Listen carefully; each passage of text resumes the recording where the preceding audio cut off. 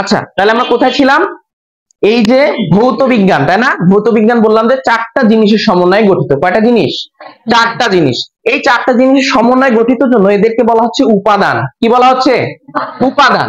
তাহলে আমরা লিখে ফেলি যে ভৌত বিজ্ঞানের উপাদান চারটি। উপাদান চারটি। এখন এই উপাদানটা কেমন টাইপের উপাদান? অবশ্যই মৌলিক উপাদান। কি উপাদান হবে? মৌলিক উপাদান। এখন এই মৌলিক উপাদানগুলো কি কি আছে? সর্বপ্রথম আছে হচ্ছে স্থান, তারপরে আছে হচ্ছে সময়, তারপরে আছে হচ্ছে ভর, এবং লাস্টেরটা কি? শক্তি। ঠিক আছে? এই চারটা মৌলিক উপাদান। উপাদান বলতে আসলে কি বোঝায়? যদি আমরা বলি যে পেন, এই যে কলম, এই কলমটা কি দ্বারা তৈরি? তাহলে আমরা বলবো প্লাস্টিক, ভেতরে কি আছে? কেমিক্যাল আছে, তাই না? একই ভাবে এই যে ভৌত জগৎটা, যে ভৌত জগৎটাকে আমরা আরেকটা নামে রাখছি কি? জড় জগৎ, তাই না? যে জগতের কোনো কি নাই, প্রাণ নাই, সেই সকল জিনিসকে আমরা চারটা ক্রাইটেরিয়ার উপর ডিপেন্ড করে এটাকে আমরা বিস্তৃত করে থাকি। ঠিক আছে? এটাই হচ্ছে আমাদের ভৌত বিজ্ঞান। কি ক্লিয়ার? বোঝা গেছে কি না বোঝা যায়নি? আচ্ছা, ঠিক আছে। তাহলে এই যে এখানে যে চারটা পয়েন্ট লিখলাম, এটা কিন্তু আমাদের একটা এমসিকিউ। ঠিক আছে? এই যে পয়েন্ট লিখলাম, এটা আমাদের এক ধরনের এমসিকিউ। প্রশ্ন কিভাবে থাকবে? প্রশ্ন থাকবে যে ভৌত বিজ্ঞানের মৌলিক উপাদান কয়টি? তাহলে আমরা অ্যান্সার কি দিব? চারটি। আবার প্রশ্ন থাকতে পারে নিচের কোনটি ভৌত বিজ্ঞানের মৌলিক উপাদান নয়? এই যে অপশন দেওয়া আছে কি? স্থান, সময়, ভর, শক্তি। শক্তির জায়গায় হয়তো অন্য আরেকটা দিয়ে দিল, কাজ দিয়ে দিল। তাহলে সেক্ষেত্রে কাজ কি অ্যান্সার হবে আমাদের? অ্যান্সার হবে না। তার মানে এই চারটার বাইরে যেটা থাকবে সেটা আমাদের অ্যান্সার হয়ে যাবে তখন। কথা কি ক্লিয়ার? আচ্ছা, পেছন থেকে শোনা যায় এখন? আচ্ছা, ঠিক আছে। তাহলে এটা ছিল আমাদের কি? ভৌত বিজ্ঞানের মৌলিক চারটি উপাদান। ঠিক আছে, চলে। এখন তাহলে আমরা শিখি যে ভৌত বিজ্ঞানের পরে এই যে পদার্থ বিজ্ঞান, এই পদার্থ বিজ্ঞান কথাটা আসলে কিভাবে আসলো, বা এই যে জগৎ, এই যে ভৌত জগৎ অর্থাৎ কি জড় জগৎ, এই জড় জগৎটাকে মানুষ কিভাবে জানার বা জানলো, এত কিছু যে আবিষ্কার হলো কিভাবে হলো? এইটার জন্য বিজ্ঞানীরা কয়েকটা প্রসেস মেনটেন করলেন। এই প্রসেসটা কেমন? দুইটা প্রসেস। মেইনলি কয়টা প্রসেস মেনটেন করছেন? দুইটা। এটাকে বলা যায় যে অ্যাপ্রোচ, জানার অ্যাপ্রোচ। অর্থাৎ কিভাবে জানবো আমি? ঠিক আছে? জানার অ্যাপ্রোচটা হচ্ছে দুই রকম। জানার অ্যাপ্রোচটা কেমন? দুই রকম। একটা হচ্ছে ক্ষুদ্র থেকে ক্ষুদ্র হতে ক্ষুদ্রতর, ক্ষুদ্র হতে ক্ষুদ্রতর, এবং দুই নম্বর প্রসেসটা হচ্ছে বৃহৎ থেকে বা হতে বৃহত্তর। বিষয়টা কেমন? বিষয়টা হচ্ছে যে ভৌত বিজ্ঞানের যে আনুষঙ্গিক যে সকল বিষয় রয়েছে, এগুলো ছোট হতে পারে, বড়ও হতে পারে। তাই আমরা তো একেবারে সব জানতে পারবো না। এই বিজ্ঞানীরা চিন্তা করলেন যে আমরা যদি দুইটা পন্থায় আগাই, তাহলে আমরা পুরো জগৎটাকে খুব সুন্দর মতো অবজার্ভ করতে পারবো, জানতে পারবো। তো সেটার জন্য তারা প্রথম অপশনটাকে বললো ক্ষুদ্র থেকে আমরা ক্ষুদ্রতর জানবো, এবং তারপর অপশনটাকে বললো যে আমরা বৃহৎ থেকে বৃহত্তর ভাবে জানবো। ঠিক আছে? এখন আমরা দেখবো হচ্ছে আসলে ক্ষুদ্র থেকে ক্ষুদ্রতর কিভাবে হতে পারে। ক্ষুদ্র থেকে ক্ষুদ্রতর কিভাবে হতে পারে? আমরা কি জানি যে কোন পদার্থের সবচেয়ে ক্ষুদ্রতম কণিকার নাম কি? কেমিস্ট্রি পড়া কিন্তু। কি বলেন তো? কি পরমাণু না অণু? প্রথমে হচ্ছে পরমাণু। আচ্ছা, পরমাণুর আগে তারপরে পরমাণুটা কি দ্বারা তৈরি হয়? অণু থেকে আসে, তাই না? তার মানে অণু থেকে আমরা যাব। ঠিক আছে? অণু থেকে আমরা যাব, ছোট অংশ থেকে। তাহলে অণুর পরের অংশটা কি বলছি আমরা? পরমাণু, তাই না? এই পরমাণুকে আবার ইংরেজিতে একটা নামে ডাকা হয়, সেটা হচ্ছে যে অ্যাটম। কি নামে ডাকা হয়? অ্যাটম। অ্যাটম মানে কি বলেন তো? অবিভাজ্য। গুড। তার মানে বিজ্ঞানীরা প্রথমে যখন অণু পাইছেন, অণু পাওয়ার পর তারা বললেন যে এটাকে যদি ভাঙি তাহলে পরমাণু পাই। ঠিক আছে? সেটার নাম দিলেন তারা কি? অ্যাটম। কে নাম দিলেন? John Dalton. হ্যাঁ, অ্যাটম নাম দিলেন। তারা বললেন যে এটাকে আর ভাঙা যায় না। কিন্তু পরবর্তীতে বিজ্ঞানীরা কি করলেন? ভাবলেন যে না, এতটুকু গভীরে যে হবে না, আমি আরো গভীরে যাব। তারপরে কি করলেন? তারা এটাকেও ভাঙলেন। ভেঙে কি পেলেন? ভেঙে তারা স্থায়ী ও অস্থায়ী কিছু কণিকা পেলেন। স্থায়ী এবং অস্থায়ী কিছু কণিকা পেলেন, যেটাকে নাম দেওয়া হচ্ছে হ্যাড্রন। যেটাকে বলা হয় হ্যাড্রন। ঠিক আছে? যেটাকে বলা হচ্ছে হ্যাড্রন। এখন হ্যাড্রনের মধ্যে কি কি থাকতে পারে আমরা সবাই জানি, সেটা হচ্ছে কি ইলেকট্রন, প্রোটন আর হচ্ছে নিউট্রন। দেখেন আপনারা কিন্তু সবাই ইলেকট্রন, প্রোটন, নিউট্রন জানতেন, কিন্তু এই তিনটাকে যে হ্যাড্রন বলা হয় এটা কিন্তু জানতেন না, তাই না? তাহলে এখান থেকে কিন্তু একটা অপশন তৈরি হয়ে গেল আমাদের নতুন জানার বিষয়। সেটা হচ্ছে যে হ্যাড্রন বলতে আসলে কি বোঝায়। হ্যাড্রন বলতে তাহলে কাকে বোঝাচ্ছে? ইলেকট্রন, প্রোটন এবং নিউট্রনকে বোঝাচ্ছে। এখান থেকে কিন্তু এমসিকিউ হওয়ার চান্স থাকবে, ঠিক আছে? আচ্ছা, এরপরে এই যে অস্থায়ী কণিকাগুলো আছে, এটাকে আবার ভাঙলে দেখা যাচ্ছে আর একটা জিনিস পাওয়া যাচ্ছে, সেটাকে বলা হচ্ছে কোয়ার্ক। কি বলা হচ্ছে? কোয়ার্ক। এই কোয়ার্ককে যখন আবার ভাঙা হয় তখন এটার আর কোনো অস্তিত্ব থাকে না। কি থাকে না? অস্তিত্ব থাকে না। যখন একটা জিনিসের অস্তিত্ব বিলীন হয়ে যায় তখন সেটাকে বলা হয় শক্তি। তখন সেটা কি বলা হচ্ছে? শক্তি। অর্থাৎ সেটার ভর বা বেগ যাই ছিল সব ভ্যানিশ হয়ে গেছে, কিসে রূপান্তরিত হয়ে গেছে? শক্তি।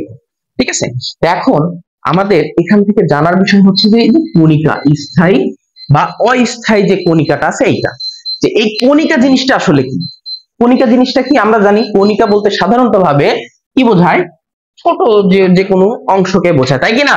ছোট যে কোনো অংশকে বোঝাচ্ছে। একই ভাবে তাহলে কণিকার বিষয়টা একটু আমরা বুঝতে পারি বা জানি।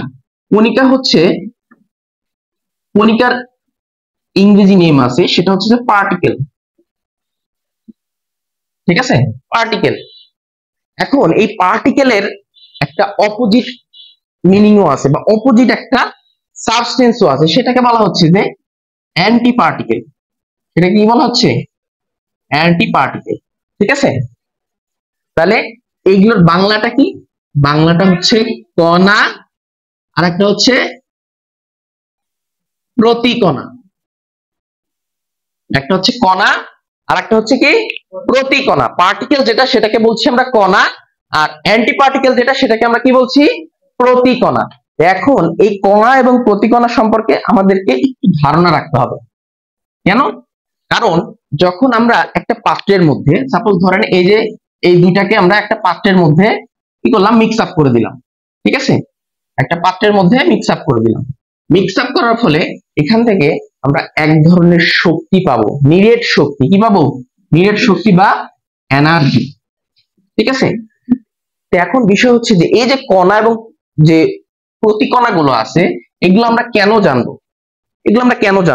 এগুলো জানার জন্য কারণ হচ্ছে যে এই যে হ্যাড্রন যে বিষয়টা আমরা এখান থেকে দেখতে পাচ্ছি, ইলেকট্রন, প্রোটন, নিউট্রন, এটা আসলে কিভাবে কাজ করে বা এটা কিভাবে কোয়ার্কে রূপান্তরিত হয় বা কিভাবে শক্তিতে রূপান্তরিত হয়, এই প্রসেসটা আমাদের একটু জানতে হবে। হ্যাঁ, তো এখান থেকে এই যে পার্টিকেল এবং অ্যান্টি পার্টিকেল যে বিষয়গুলো আছে, এগুলোকে আবার যখন এক নির্দিষ্ট পাত্রে দিলাম তখন সেটা কি হচ্ছে?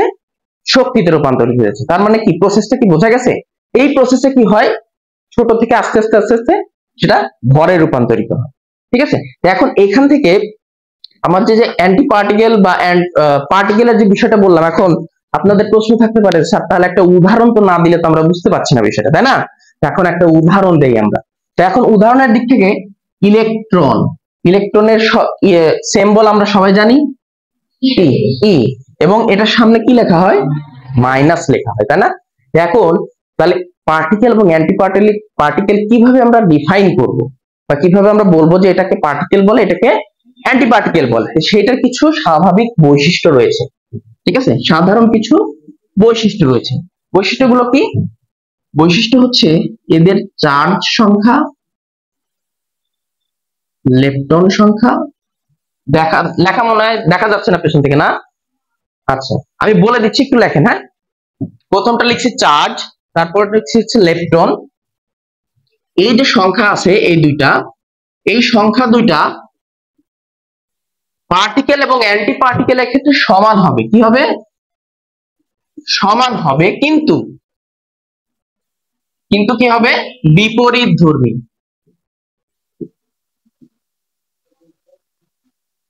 দেখেন আমি বলে দিচ্ছি কি লিখছি। পার্টিকেল এবং অ্যান্টি পার্টিকেলের প্রপার্টিজ বা বৈশিষ্ট্য হচ্ছে এদের চার্জ এবং লেপটন সংখ্যা। চার্জ এবং লেপটন সংখ্যা, লেপটন সংখ্যাটা কি সেটা আমরা পরে জানবো। লেপটন সংখ্যা এই দুইটা হচ্ছে কি থাকবে? সমান থাকবে, কিন্তু কি হবে? এরা বিপরীতমুখী হবে। কি হবে? বিপরীতমুখী বা বিপরীত ধর্মী হবে। অর্থাৎ একটা যদি পজিটিভ হয় আরেকটা কি হবে, নেগেটিভ হবে। তো এটা যেমন তাদের বৈসাদৃশ্য এবং তাদের সাদৃশ্য আবার একটা আছে, সেটা হচ্ছে যে এদের ভর সংখ্যা, কি সংখ্যা, ভর সংখ্যা, এবং এটার সাথে আমাদের কি বলছে, স্পিন সংখ্যা। ভর সংখ্যা এবং স্পিন সংখ্যা। স্পিন সংখ্যা বিষয়টা কি আমরা জানি, কেমিস্ট্রিতে পড়াশোনা করে আসছি তাই না, যে অরবিটাল ভেদে তাদের স্পিন থাকে একটা। হ্যাঁ, তো এই স্পিন সংখ্যা এবং ভর সংখ্যা পার্টিকেলস এবং অ্যান্টি পার্টিকেলস এর ক্ষেত্রে সর্বদা সমান হবে। সর্বদা কি হবে, সমান হবে। তাহলে পার্থক্যটা কোথায় দেখেন, সাধারণ বৈশিষ্ট্যের ক্ষেত্রে আমরা বলতে পারি ভর সংখ্যা স্পিন সংখ্যা সমান, কিন্তু এই ক্ষেত্রে আবার চার্জ সংখ্যা বা লেপটন সংখ্যা সমান, কিন্তু ওইটার ক্ষেত্রে শুধু ব্যতিক্রম। অর্থাৎ কি, ওটা যদি পজিটিভ হয় অ্যান্টি পার্টিকেলের ক্ষেত্রে হবে নেগেটিভ, আবার অ্যান্টি পার্টিকেলের যদি পজিটিভ হয় আমাদের ওটার ক্ষেত্রে হবে কি, পার্টিকেলের ক্ষেত্রে হবে নেগেটিভ। তাহলে বিজ্ঞানীরা এই ধরনের বা এই ধাঁচের মধ্যে যাওয়ার পরে তারা একটা জিনিস পাইলেন, নতুন একটা জিনিস পাইলেন, মানে পার্টিকেল পাইলেন। দেখলেন, তারা দেখলেন যে জিনিসটার ভর এবং স্পিন সংখ্যা একই। কার সাথে মিলে যায়, ইলেকট্রনের সাথে মিলে যায়। এবং একইভাবে তারা দেখলেন যে তাদের চার্জ সংখ্যাও একই। ইলেকট্রনের যত চার্জ, নতুন যে পার্টিকেলসটা পেলেন তারও তত চার্জ। কিন্তু পার্থক্যটা কোথায়, পার্থক্যটা হচ্ছে ইলেকট্রনের চার্জ সংখ্যা পেলেন তিনি নেগেটিভ, যেটা আমরা আগে থেকে জানি, এই কথা না পেছন থেকে। আর এই যে নতুন সংখ্যাটা বা নতুন যে পার্টিকেলটা পেলেন এটার পজিটিভ সাইন পেলেন। কি সাইন পেলেন, পজিটিভ। এটার তিনি নাম দিলেন হচ্ছে পজিট্রন। এটার নাম কি দিলেন, পজিট্রন, যেটা আবিষ্কার করছেন একজন বিজ্ঞানী, নাম হচ্ছে পল ডিরাক। কি আবিষ্কার করছেন, পল ডিরাক। ঠিক আছে, দেখেন তো এই পজিট্রন কণাটা আপনারা সবাই পড়ছেন কি না, এর আগে পড়ছেন না, অনেকেই পড়ছেন। কিভাবে আসলো, এই পার্টিকেলস এবং অ্যান্টি পার্টিকেলস থেকে। তাহলে এখান থেকে কি প্রশ্ন হতে পারে, প্রশ্ন হতে পারে ইলেকট্রনের প্রতি কণা কোনটি। কি প্রশ্ন হতে পারে, ইলেকট্রনের প্রতি কণা কোনটি, তখন আমরা কি অ্যান্সার দিব, পজিট্রন। বোঝা গেছে, কি বুঝতে পারলেন না বুঝতে পারেন নাই, হ্যাঁ বুঝতে পারেন নাই, পেছনে প্রবলেম হলে বলেন। কথা কি শুনতে অসুবিধা হচ্ছে, একজন একজন, আচ্ছা শুনতে পাচ্ছেন না, দেখতে পাচ্ছেন না, এখান থেকে দেখা যাচ্ছে না লেখাগুলো, বক্স কোথায় আছে, আচ্ছা আচ্ছা থাক, লাগবে না, হ্যাঁ আমি একটু জোরে বলতেছি, লাগবে না। আচ্ছা, এরপরে আমরা এখানে মেইনলি কি দেখলাম, তাহলে পজিট্রন এবং ইলেকট্রনের মধ্যকার যে সম্পর্ক এটা দেখলাম, অর্থাৎ কোনটাকে আমরা কণা বলছি এবং কোনটাকে প্রতিকণা বলছি এটা আমরা বুঝতে পারলাম, তাই না। এখন আমরা এই যে ক্ষুদ্রতর অংশ থেকে গেলাম, তাহলে ক্ষুদ্রতর অংশ মেইনলি অণু থেকে শুরু হয়েছিল এবং লাস্টে যে কোথায় শেষ হলো, শক্তিতে। এখন বিজ্ঞানীরা বা যারা বিজ্ঞানীরা গবেষণা করতেছিলেন এগুলো নিয়ে, তারা এইটার একটা সীমানা বেঁধে দিয়েছেন। তারা কি করছেন, এটার একটা সীমানা বেঁধে দিয়েছেন, অর্থাৎ তারা কত দূর পর্যন্ত যেতে পারছে। তাহলে সেই লাইনটা আমরা লিখবো যে ক্ষুদ্র থেকে ক্ষুদ্রতর পর্যন্ত আমরা 10⁻³ মিটার পর্যন্ত যেতে পারছি। কতটুকু যেতে পারছি, 10⁻³ মিটার পর্যন্ত গভীরে যেতে পারছি ছোট কণাগুলো। ঠিক আছে, 10⁻³ মিটার পর্যন্ত যেতে পারছি কোনটার ক্ষেত্রে, ক্ষুদ্র থেকে ক্ষুদ্রতর পর্যন্ত। ঠিক আছে, এখন তারা তো গবেষণা করতেছিলেন মনে করেন কিসের জন্য, ক্ষুদ্র থেকে ক্ষুদ্রতর জিনিস কি বাইরে বসে গবেষণা করা যায়, ল্যাবরেটরিতে বসে গবেষণা করতে হয়। তাহলে ল্যাবরেটরিতে গবেষণা করতে করতে তারা হাঁপসায় গেছেন বা ক্লান্ত হয়ে গেছেন, তখন তারা চিন্তা করলেন কি যে আমরা একটু বাইরে যাই। ঠিক আছে, তারা কি করলেন, একটু বাইরে যাই। যখন বাইরে আসলেন, বাইরে এসে দেখে যে হচ্ছে অন্ধকার, তার দিকে অন্ধকার, তার মানে কি সন্ধ্যা বা রাতের দিকে তারা বের হয়েছেন। তখন বের হয়ে তখন চারদিকে হতাশার অন্ধকার দেখে সে উপরের দিকে তাকালেন, উপরের দিকে তাকে দেখলেন আকাশ ভরা তারা। ঠিক আছে, তাহলে আকাশ ভরা তারা দেখে তাহলে কি, তখন চিন্তা করলো যে তাহলে আমরা উপরের দিকে কেন যাব না। ঠিক আছে, তখন চিন্তা করলেন যে উপরের দিকে কেন যাব না আমরা। তাহলে সেদিক থেকে তারা তখন কি করলেন, উপরের দিকের কথা চিন্তা করলেন, অর্থাৎ বৃহত্তর দিক। উপরের দিকে যদি তাকাই তাহলে কি দেখতে পাই আমরা, উপরে নক্ষত্র, চাঁদ, তাই না। তাহলে সেদিক থেকে আমরা লিখতে পারি এখন যে বৃহৎ থেকে বৃহত্তর। বৃহৎ থেকে বৃহত্তর। তাহলে সেদিক থেকে আমরা প্রথমে এই কথা বলবো না। তারপরে প্রথমে আমরা দেখি হচ্ছে উপগ্রহ। উপগ্রহ থেকে আমরা পাইলাম হচ্ছে গ্রহ। গ্রহ থেকে আমরা কি পাই? গ্রহ থেকে পাচ্ছি আমরা সূর্য। সূর্য থেকে আমরা কি পাচ্ছি? নক্ষত্র। তারপরে আমরা পাচ্ছি ছায়াপথ। ঠিক আছে? তো দেখেন বিজ্ঞানীরা কিন্তু বিভিন্ন সময় বিভিন্ন কথা বলে যে আমরা অমুক গ্রহ দেখতে পারছি, তমক গ্রহ দেখতে পারছি, অমুক ছায়াপথ দেখছি, তাই না? তো তারা কিভাবে দেখছে? তার মানে তাদের লেন্সটা বা তাদের দেখার দৃষ্টিটা আস্তে আস্তে কি হচ্ছে? বর্ধিত হচ্ছে, তাই না? তো এই যে প্রসেসটা, এই প্রসেসে বলছে যে তারা 10⁻30 মিটার পর্যন্ত এখন পর্যন্ত দূরে বা বিস্তৃত পর্যন্ত দেখতে পারছে। ঠিক আছে? কতটুকু? 10⁻30 মিটার। আচ্ছা, এখন কি পেছন থেকে শোনা যায়? আচ্ছা আচ্ছা, এখন আমাদের বইতে একটা গুরুত্বপূর্ণ একটা লাইন আছে, সেটা কি? এই যে ভৌত জগৎ আমরা পড়লাম না, এই ভৌত জগৎ ছোটও দেখলাম, বড়ও দেখলাম। এখন এই ছোট বড় মিলায়ে মানুষ, ছোট বড় মিলিয়ে মানুষ মাত্র তার 4% জ্ঞান আহরণ করতে পারছে।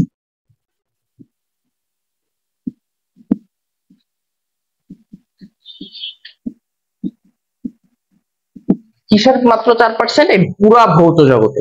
পুরা ভৌত জগতের মধ্যে যেমন ছোট একটা কণা পড়বে, সেরকম ভাবে মহাবিশ্বও পড়বে। এখন প্রশ্ন হচ্ছে, তাহলে এই মহাবিশ্বকে কিভাবে আমরা আইডেন্টিফাই করলাম যে আসলে কোনটা মিলে 100% ধরলাম? কারণ তো সেটা তো অসীম, তাই না? তো এটা একটা ভোগাস বিষয় হলেও আমাদেরকে মানতে হবে এটা, কারণ কি এটা আমাদের বইতে দেওয়া আছে। ঠিক আছে? এটা এমসিকিউ এর জন্য এই জন্য গুরুত্বপূর্ণ। আচ্ছা, এখন আমরা মেইনলি পরের টপিকটা দেখব। সে পরের টপিকটা হচ্ছে যে পদার্থবিজ্ঞানের পরিসর। কি দেখব? পদার্থবিজ্ঞানের পরিসর, অর্থাৎ এই যে পদার্থবিজ্ঞান, এটা কত দূর পর্যন্ত বিস্তৃত আছে, পদার্থবিজ্ঞানটা কত দূর পর্যন্ত বিস্তৃত আছে। পদার্থবিজ্ঞানের পরিসরে দেখেন, আপনাদের শীট কি কাছে আছে সবার? আচ্ছা, যদি না থাকে সমস্যা নাই। পদার্থবিজ্ঞানের পরিসরকে মূলত 8টা ভাগে ভাগ করা হয়। কয়টা? 8টা। তাহলে প্রথম এখান থেকে কিন্তু একটা এমসিকিউ আসার মতো, যে পদার্থবিজ্ঞানের পরিসর বা শাখা বা বিভক্ত করা হয় কয় ভাগে? आंसर কি হবে? 8 ভাগে। তাহলে প্রথম যে ভাগটা, সেটাকে আমাদের বলা হচ্ছে সাধারণ পদার্থবিজ্ঞান। কি বলা হচ্ছে? সাধারণ পদার্থবিজ্ঞান, যেটাকে ইংরেজিতে আবার একটা নামে ডাকা হয়, সেটা হচ্ছে যে ক্লাসিক্যাল ফিজিক্স। Classical physics. ঠিক আছে? আচ্ছা, আমরা এই যে 8টা ভাগ আছে, এই 8টা ভাগের অবশ্যই বাংলা সহ ইংরেজি সবটা পড়বো। মানে বাংলাটাও পড়বো, এটার সাথে সাথে কি পড়বো? ইংরেজিটাও আমরা জেনে রাখবো। ঠিক আছে? আচ্ছা, এরপরে কি আছে? এরপর আছে তাপবিজ্ঞান। এরপরে কি আছে? তাপবিজ্ঞান, যেটাকে বলছি আমরা হিট। তারপর 3 নম্বর আছে হচ্ছে শব্দ বিজ্ঞান। 3 নম্বর শব্দ বিজ্ঞান, যেটাকে আমরা বলছি সাউন্ড। 4 নম্বরে কি আছে? 4 নম্বরে হচ্ছে আলোক বিজ্ঞান বা আলো। ঠিক আছে? যেটাকে আমরা কি বলি? লাইট। তারপরে 5 নম্বর, 5 নম্বরে আছে সম্ভবত চুম্বক বিজ্ঞান, তাই না? চুম্বক বিজ্ঞান। চুম্বক বিজ্ঞানের ইংরেজিটা কি? ম্যাগনেটিক। ঠিক আছে? 6 নম্বর, 6 নম্বর এবং 7 নম্বর, এই দুটো হচ্ছে মোস্ট ইম্পর্টেন্ট। 6 নম্বর এবং 7 নম্বর, এবং এখান থেকে আমাদেরকে গুলিয়ে দেওয়া হয়। ঠিক আছে? এখানে কি করা হয়? গুলিয়ে দেওয়া হয়, তার মানে এখানেই প্যাচ লাগানো হয়। ঠিক আছে? 7 নম্বরে যেটা আছে বা 6 নম্বরে যেটা আছে, 6 নম্বরটা হচ্ছে তড়িৎ। 6 নম্বরটা কি? তড়িৎ বা বিদ্যুৎ বিজ্ঞান।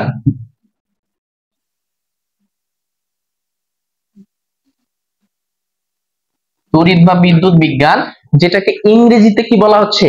ইলেকট্রিসিটি।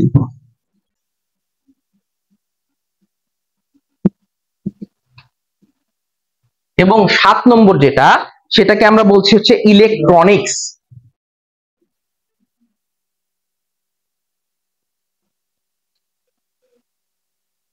এটার ইংলিশটা লিখলাম না, ইংলিশ আর বাংলা একই জিনিস।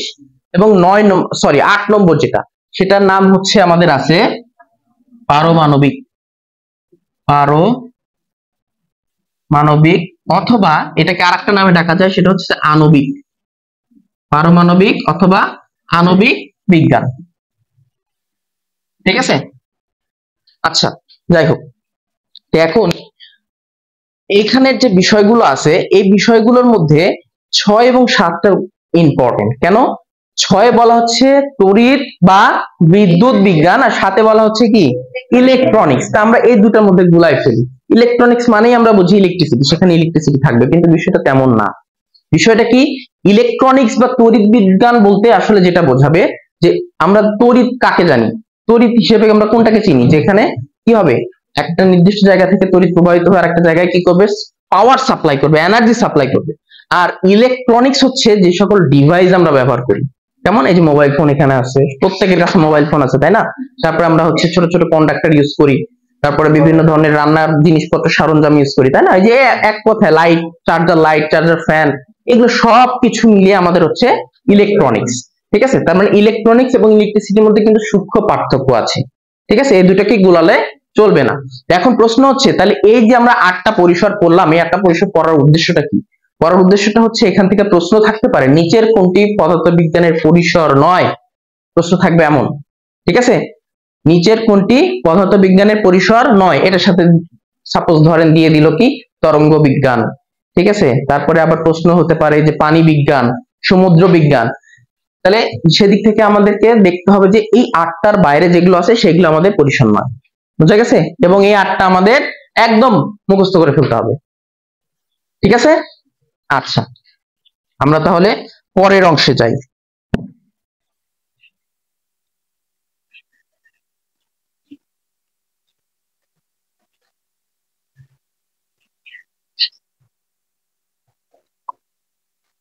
আচ্ছা এখন দেখেন, আমরা প্রথম যে অংশটা লিখছিলাম, প্রথম অংশটার নাম কি লিখছিলাম?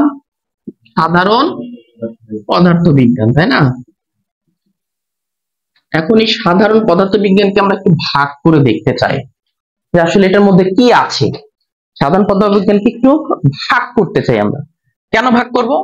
কারণ আমাদের এটার মধ্যে অনেকগুলো কথা আছে। সাধারণ মানে কি? সাধারণ মানে কিন্তু সবাইকেই বোঝায়, তাই না? কমন জিনিসটা আমি যদি এখন এখানে সবাইকে বলি যে কোনো একজন আপনাদের পক্ষ হয়ে দাঁড়ান, তাহলে সে কি হয়ে যাবে? তখন কমন হয়ে যাবে, সকলের পক্ষ থেকে একটা হয়ে কথা বলবে, তাই না?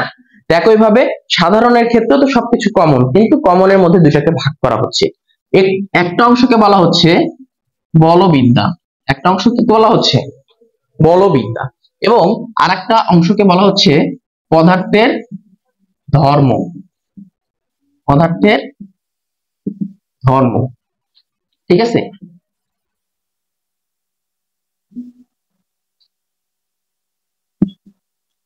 এটাকে বলা হচ্ছে মেকানিক্স।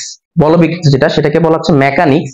আর হচ্ছে পদার্থের যে ধর্ম, এটাকে বলা হচ্ছে properties of matter. Properties of matter অর্থাৎ কি পদার্থবিজ্ঞানের ধর্ম। এখন বিষয় হচ্ছে, আমরা একটা জিনিসকে হাতে নিলাম, সাপোজ ধরেন এই দুটো জিনিসকে আমরা কি করছি, হাতে নিছি, তাহলে এই জিনিসটা কি একটা পদার্থ না? পদার্থ না? এখন এই জিনিসটা কি কি দ্বারা তৈরি, এই জিনিসটা কি কি দ্বারা তৈরি আমরা কি জানি? আমাদেরকে বের করতে হবে, তাই না? তাহলে এই জিনিসটা কি কি দ্বারা তৈরি, এটা হচ্ছে ধর্ম। ঠিক আছে, এখন এই জিনিসটা কি করলাম, আমরা ছুঁড়ে ফেলে দিলাম, সামনের দিকে ছুঁড়ে দিলাম। তাহলে যখন ছুড়লাম তখন কি করলাম, আমি এর উপর একটা বল প্রয়োগ করলাম, তাই না? বল প্রয়োগ করার ফলে সেটা সাপোজ ধরেন আপনার এই দেওয়ালে আঘাতপ্রাপ্ত হলো, দেওয়ালে আঘাতপ্রাপ্ত হওয়ার পরে কি হলো, সে থেমে গেল। তার মানে সেখানেও সে একটা কি পেলো, বল পেলো, বল পাওয়ার জন্য সে থেমে গেল ওখানে। তার মানে আমরা দেখতে পাচ্ছি যে বলবিদ্যার ক্ষেত্রে বল আবশ্যক। বলবিদ্যার ক্ষেত্রে কি আবশ্যক? বল আবশ্যক। এখন এই বলটা কেমন টাইপের কার্যক্রম করতে পারে, সেটা হচ্ছে দুই ধরনের কার্যকলাপ করে। সেটা হচ্ছে একটা স্থির বিদ্যা, আর একটা হচ্ছে গতিবিদ্যা। ঠিক আছে, একটা হচ্ছে স্থির বিদ্যা আর একটা হচ্ছে গতিবিদ্যা। আচ্ছা, এখন স্থির বিদ্যাকে বলা হচ্ছে স্ট্যাটিক্স, আর গতিবিদ্যাকে বলা হচ্ছে ডাইনামিক্স। ঠিক আছে, আচ্ছা এখন আমরা দেখবো হচ্ছে পদার্থবিজ্ঞানের যে ধর্ম যেটা আছে, সেই ধর্ম বিষয়টা আসলে কেমন। যে ধর্ম বিষয়ে জানার আগে আমাদেরকে পদার্থের সংজ্ঞাটা জানতে হবে। পদার্থ, পদার্থ কাকে বলে বলতো, কে বলতে পারবেন? যার কি আছে, ওজন আছে, তাই না? তারপর কি করে, জায়গা দখল করে এবং বল প্রয়োগে বাধা প্রদান করে। তাহলে এইটা হচ্ছে পদার্থের সংজ্ঞা। এই পদার্থের সংজ্ঞাটাই এটা হচ্ছে আমাদের সাধারণ ধর্ম। কিসের ধর্ম? সাধারণ ধর্ম। তাহলে সাধারণ ধর্মের মধ্যে তিনটা জিনিস পাবো আমরা। একটা পাবো কি, ওজন। আর একটা পাবো হচ্ছে বিস্তৃতি। বিস্তৃতিটা কি, সে জায়গা দখল, কতটুকু জায়গা মিলে সে অবস্থান করতেছে, সেটাকে বলা হচ্ছে বিস্তৃতি। এবং লাস্টে আমরা যেটা পাবো সেটা হচ্ছে বল রোধ করার, অর্থাৎ বল বাধা দেওয়ার ক্ষমতা, সেটাকে বলা হয় রোধ। সেটাকে কি বলা হয়? রোধ। তার মানে পদার্থের যে ধর্ম তার মধ্যে সাধারণ ধর্ম হচ্ছে তিন রকমের, ওজন, বিস্তৃতি এবং রোধ। আচ্ছা, এরপরে আমরা একটু দেখি এটার কিছু বৈশিষ্ট্য আছে যেটা স্পেসিফিক। স্পেসিফিক মানে কি, আলাদা করে দেখা যায়, আলাদা করে দেখা যায়। সেটা হচ্ছে যে যদি আমরা একটি পদার্থের মধ্যে ভঙ্গুরতা দেখি, কি দেখতে পারি? ভঙ্গুরতা। তার মানে কি, তার ভেঙে যাওয়ার প্রবণতা আছে, ভেঙে যেতে পারে, ঠিক আছে? আরো তার মধ্যে যদি আমরা দেখতে পারি দৃঢ়তা রয়েছে। দৃঢ়তা মানে কি, কতটুকু সে হার্ড, কতটুকু কঠোর, ঠিক আছে? এবং তার মধ্যে যদি আরেকটা জিনিস দেখতে পারি সেটা হচ্ছে যে স্থিতি স্থাপকতা। অর্থাৎ কি, সে জিনিসটাকে যদি আমরা মুড়ায় পেঁচায় যদি একটা অবস্থানে নিয়ে আসি, পরবর্তীতে সে নিজের শেপে আবার ফিরে যাবে, ঠিক আছে? এই অবস্থানটাকে বলা হচ্ছে স্থিতিস্থাপকতা। অর্থাৎ তার পূর্বের অবস্থায় ফিরে যাওয়ার প্রবণতা বা ধর্মকে বলা হচ্ছে স্থিতিস্থাপকতা। এই তিনটা বৈশিষ্ট্য যার মধ্যে পাবো সেটা হচ্ছে আমাদের কঠিন পদার্থ। সেটা হচ্ছে কি, কঠিন পদার্থ। অর্থাৎ এইটা হচ্ছে কঠিন পদার্থের বিশেষায়িত ধর্ম। কঠিন পদার্থের বিশেষায়িত ধর্ম, এই তিনটা তো থাকবেই, এই তিনটার পাশাপাশি এই তিনটা তার বিশেষায়িত ধর্ম। এখন আপনাদের যাদের কাছে শীট আছে, দেখেন শীটের মধ্যে এখানে স্থিতিস্থাপকতা সাধারণ ধর্মের মধ্যে লেখা আছে, আপনারা ওটা সুন্দর করে কেটে দেন, ঠিক আছে? স্থিতিস্থাপকতা দেখেন সাধারণ ধর্মের মধ্যে লেখা আছে, আপনারা সুন্দর করে ওখানে কেটে দেন। পাইছেন সবাই? আচ্ছা, তাহলে স্থিতিস্থাপকতা কি কখনো সাধারণ ধর্মের মধ্যে পড়তে পারে? পানিকে কি আমরা মুচড়ায় টুচড়ায় আবার সে আগের অবস্থানে দিতে পারবো? পারবো না। তার মানে সাধারণ ধর্মের মধ্যে এটা পড়বে না, এটা শুধুমাত্র কঠিন পদার্থের একটা ধর্ম, ঠিক আছে? আচ্ছা, এখন আমরা তরল পদার্থের ক্ষেত্রে একটা ধর্ম পাই, সেটা হচ্ছে যে পৃষ্ঠটান। পৃষ্ঠটান এটা শুধুমাত্র তরল পদার্থের ক্ষেত্রে পাওয়া যায়, শুধুমাত্র তরল পদার্থের ক্ষেত্রে পাওয়া যায়। এবং তরল এবং বায়বীয়, তরল ও বায়বীয় এই দুইটার মধ্যে আবার কমন একটা আছে ধর্ম, সেটা হচ্ছে যে শ্রান্ততা। সেটা কি বলা হয়? শ্রান্ততা। যেটা আমরা স্বাভাবিকভাবে ঘর্ষণ দেখে থাকি না, সাইকেলের চাকা ঘুরছে, আমরা চলাচল করছি ঘর্ষণের কারণে, একইভাবে যখন এটা তরল এবং বায়বীয় পদার্থের ক্ষেত্রে চলে যায় তখন সেই টার্মটাকে আমরা বলি শ্রান্ততা, ঠিক আছে? এই শ্রান্ততাটা হচ্ছে কি, পদার্থের বিশেষ ধর্মের মধ্যে একটা। বোঝা গেছে? তাহলে এগুলোকে আমরা কি বলবো? এই সবগুলোকে কিন্তু আমরা বিশেষ ধর্ম বলবো। কি বলবো? বিশেষ ধর্ম। একটা ছিল সাধারণ ধর্ম, ওই তিনটা, আর এইটা, এগুলো সব হচ্ছে আমাদের কিসের ধর্ম? বিশেষ ধর্ম। বোঝা গেছে?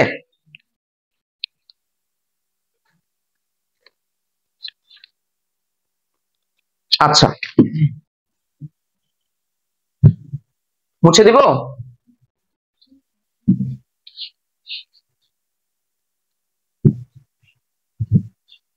আচ্ছা, এবার আমরা দেখব যে আমাদের যে পদার্থ বিজ্ঞানের কথাগুলো আমরা বলতেছি, তাই না?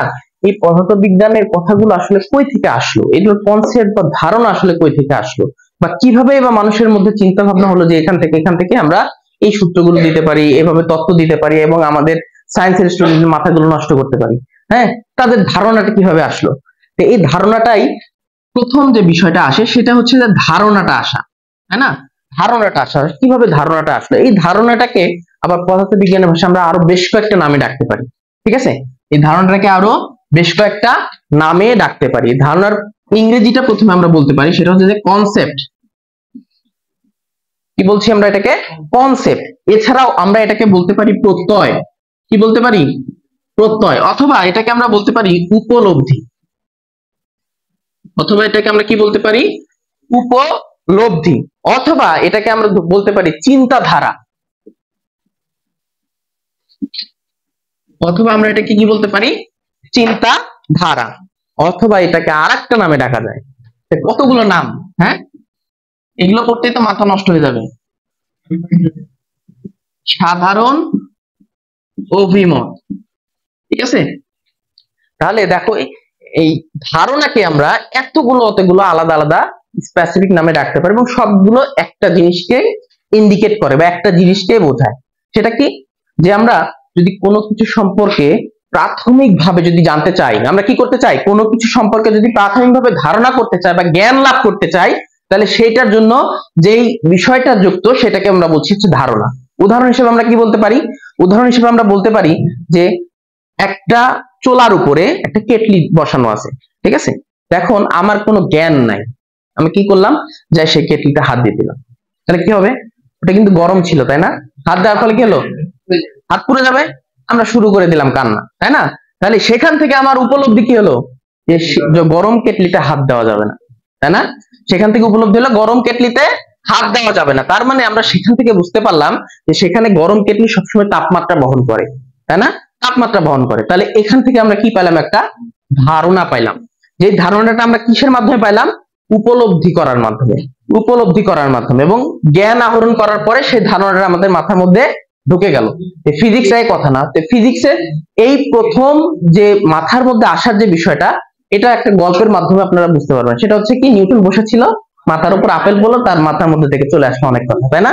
এই বিষয়টা আসলে এরকমই। আচ্ছা, এখন ধারণার পরে আমরা যে জিনিসটা জানবো সেটা হচ্ছে যে স্বীকার্য। কি জানবো? স্বীকার্য। এটাকে আবার ইংরেজিতে বলা হয় পস্টিউলেট। ঠিক আছে, ইংরেজিতে এটাকে বলা হয় পস্টিউলেট। এখন স্বীকার্যগুলো বিষয়টা কি আসলে? স্বীকার্য বাংলা যদি স্বাভাবিকভাবে বাংলা করি তাহলে মানে কি বোঝায়? যে স্বীকার করে নেওয়া, তাই না? হ্যাঁ, বিষয়টা এমনই যে স্বীকার করে নেওয়া। এখন কি স্বীকার করব?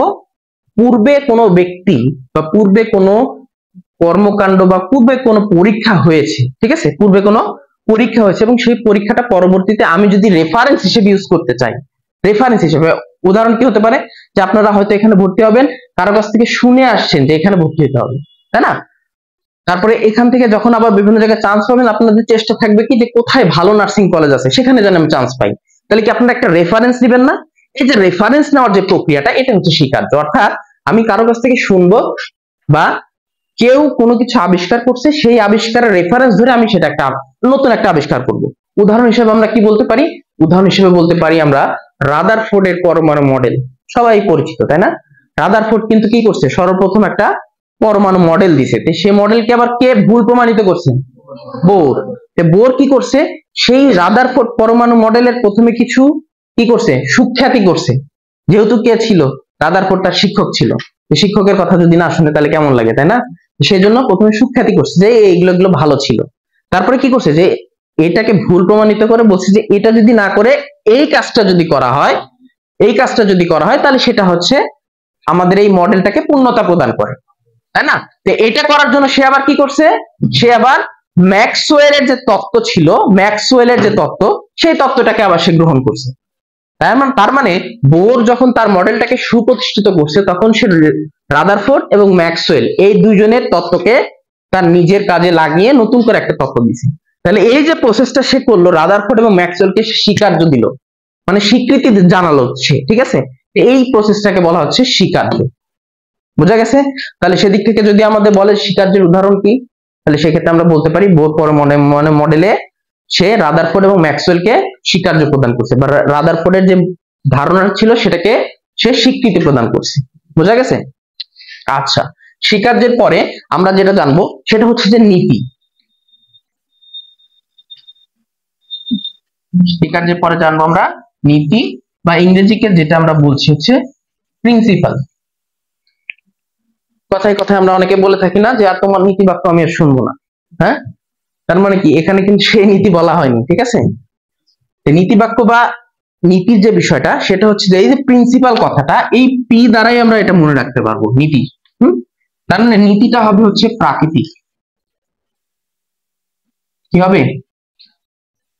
প্রাকৃতিক ঘটনা। নীতিটা হবে এক কথায় আমাদের প্রাকৃতিক ঘটনা। অর্থাৎ উদাহরণ কি হতে পারে, যেটাকে প্রাকৃতিক ঘটনার মাধ্যমে প্রাকৃতিক ভাবে আমরা প্রমাণ করতে পারি। কি করতে পারি? প্রাকৃতিক ভাবে সেটাকে আমরা প্রমাণ করতে পারি, সেটা হচ্ছে নীতি। এখন উদাহরণ হিসেবে কি বলা যায়? উদাহরণ হিসেবে বলা যায় হাইজেনবার্গের অনিশ্চয়তা নীতি।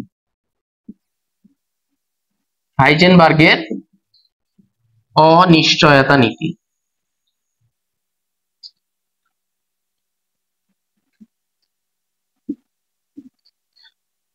এখন প্রশ্ন হচ্ছে হাইজেনবার্গের অনিশ্চয়তা নীতি আমরা তো অনেকেই জানি না, তাই না?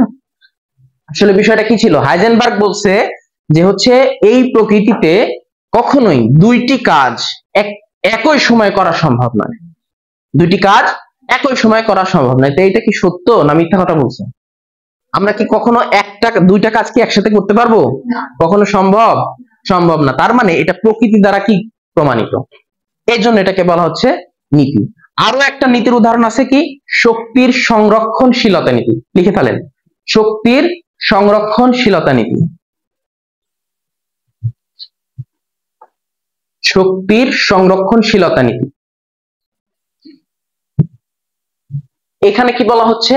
এখানে বলা হচ্ছে শক্তির কি ধ্বংস বা সৃষ্টি বা বিনাশ নেই।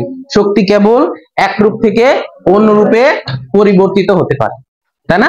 তার মানে দেখা যাচ্ছে যে এখানে শক্তির কোনো ক্ষয় হচ্ছে না। তো এটাও আমাদের কি প্রকৃতির সাথেই কি আছে, এটা প্রকৃতিতেই প্রমাণিত হয়, প্রকৃতিতেই প্রমাণিত হয়। এই জন্য এটাকে আমরা বলবো নীতি। আচ্ছা, এখন আমরা শিখবো হচ্ছে সবচেয়ে গুরুত্বপূর্ণ তিনটা টার্ম। সবচেয়ে গুরুত্বপূর্ণ তিনটা টার্ম।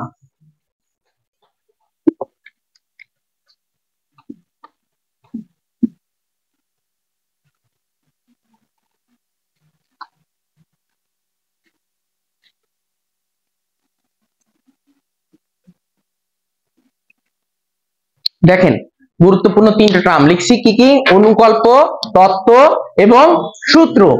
অনুকল্প বিষয়টার ইংরেজিটা হচ্ছে হাইপোথিসিস।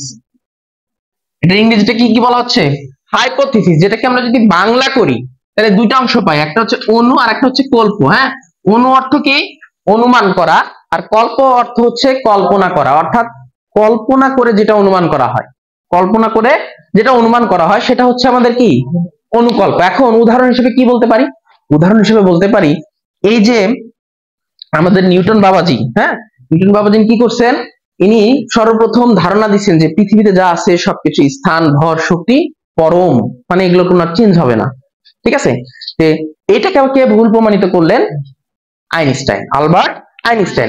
উনি কি দেখছেন? উনি দেখছেন যে যখন একটা জিনিস উপর দিয়ে যাচ্ছে, অর্থাৎ প্লেন হতে পারে, সেটা রকেট হতে পারে, সেটাকে দেখা যাচ্ছে ছোট বা সেটা দেখা যাচ্ছে খুব ধীরে যাচ্ছে। তার মানে কি?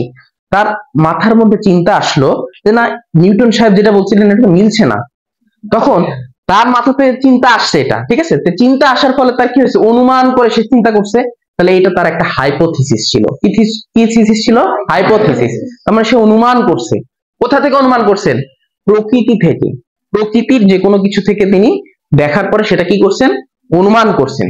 এইটাকে আমরা বলছি হচ্ছে হাইপোথিসিস। কিন্তু এই হাইপোথিসিসটা যখন ইনি পরীক্ষা করতে শুরু করলেন, যখন ইনি কি করতে শুরু করলেন? পরীক্ষা করতে শুরু, আসলে কি হয় এটা, তখন তিনি কি দেখলেন? যে একটা কলমকে যদি আমরা এরকম ভাবে বারবার করে নাড়াচাড়া করি তাহলে কলমটা কি দেখা যায়? ছোট দেখা যায়। তখন ভাবলেন যে না, এটা আসলেই ঠিক আছে, এটা আসলেই ঠিক আছে। সময়ের সাথে সাথে এটার দৈর্ঘ্য সংকোচন হচ্ছে, প্রসারণ সংকোচন হচ্ছে, বিভিন্ন সময় সংকোচন হচ্ছে, অনেক কিছু হচ্ছে। তখন তিনি একটা তত্ত্বের নাম দিলেন। সেই তত্ত্বের নাম কি? আপেক্ষিক তত্ত্ব। সেই তত্ত্বের নাম হচ্ছে আপেক্ষিক তত্ত্ব। তাহলে এই আপেক্ষিক তত্ত্ব কেন দিলেন? কারণ নিউটন বাবাজি আগে বলে গেছিলেন যে সবকিছু পরম। হ্যাঁ, নিউটন আগে বলে গেছিলেন সবকিছু পরম, অর্থাৎ এগুলো কোনো চেঞ্জ নাই। কিন্তু উনি বললেন না, সবকিছু পরম না, সবকিছু আপেক্ষিক। আপেক্ষিক বিষয়টা কি? যে আমার সাপেক্ষে কোনো সময় সেটা কি হতে পারে? গতিশীল হতে পারে, আবার কোনো সময় সেটা স্থিতিশীল হতে পারে বা স্থির হতে পারে। এই বিষয়টাই যখন অনুকল্পকে আমরা কি করে প্রমাণিত করতে পারি, অনুকল্পকে যখন আমরা কি করতে পারি, প্রমাণিত করতে পারি, তখন সেটা রূপান্তরিত হয়ে যায় তত্ত্বে। তার মানে আমরা যদি এই কথাটা এখানে বলি যে সকল তত্ত্বই অনুকল্প, কিন্তু সকল অনুকল্প তত্ত্ব নয়, কথাটা কি ঠিক আছে? ঠিক আছে? কেন ঠিক নাই? না ঠিক আছে? ঠিক আছে। হ্যাঁ, কথা বলেন না কেন? কথা বলতে হবে। হ্যাঁ, আচ্ছা যাই হোক, তার মানে তত্ত্বটা কি হতে পারে, যে আমরা যেটা চিন্তা করলাম সে চিন্তাটা যখন আমরা গবেষণা করার ফলে বাস্তবে রূপদান করতে পারলাম বা প্রমাণিত করতে পারলাম, তখনই সেটা তত্ত্ব হলো। যদি রূপান্তরিত না করতে পারি তাহলে কিন্তু সেটা তত্ত্ব নয়। ঠিক আছে? আচ্ছা, এখন এই যে তত্ত্বটা প্রমাণিত হয়ে গেল, এখন প্রমাণিত হওয়ার পরে সে চিন্তা করলো এই তত্ত্বটা তো আমি এত বড় 15-20 পাতা বা 50 পাতা করে তো সবাইকে দেখাইতে পারবো না। পারবো? পারবো না। তখন তিনি চিন্তা করলেন তাহলে এটাকে তো আমাদের একটা কি করতে হবে, ছোট ফর্মে নিয়ে আসতে হবে, গাণিতিক উপায় দেখাইতে হবে, এক বাক্যে দেখাইতে হবে। অর্থাৎ যখন আমরা তত্ত্বকে আমরা একটি গাণিতিক বাক্য বা একটা লাইনে প্রকাশ করতে পারি, এবং এই লাইনে প্রকাশ করার ফলে বারবার সেটার মান চেঞ্জ করে করে আমরা সেটাকে পরীক্ষা নিরীক্ষা করতে পারি, সেই যে প্রসেসটা সেটাকে আমরা বলছি হচ্ছে সূত্র। তার মানে কি, তত্ত্ব থেকে কি আসছে, সূত্র। বুঝা গেছে? এখন আলবার্ট আইনস্টাইন বাবা কি করলেন, উনি দিয়ে দিলেন যে তত্ত্বটার সূত্র হচ্ছে E = mc²। বুঝা গেছে? তার মানে অনুকল্পকে যখন পরীক্ষা নিরীক্ষার মাধ্যমে প্রমাণিত করব তখন সেটা তত্ত্ব, এবং তত্ত্বকে যেটা আবার পরীক্ষা নিরীক্ষার মাধ্যমে প্রমাণিত করার ফলে একটি গাণিতিক বাক্যে লিখতে পারবো, তখন সেটা হয়ে যাবে সূত্র। কি বোঝা গেছে কি? আচ্ছা,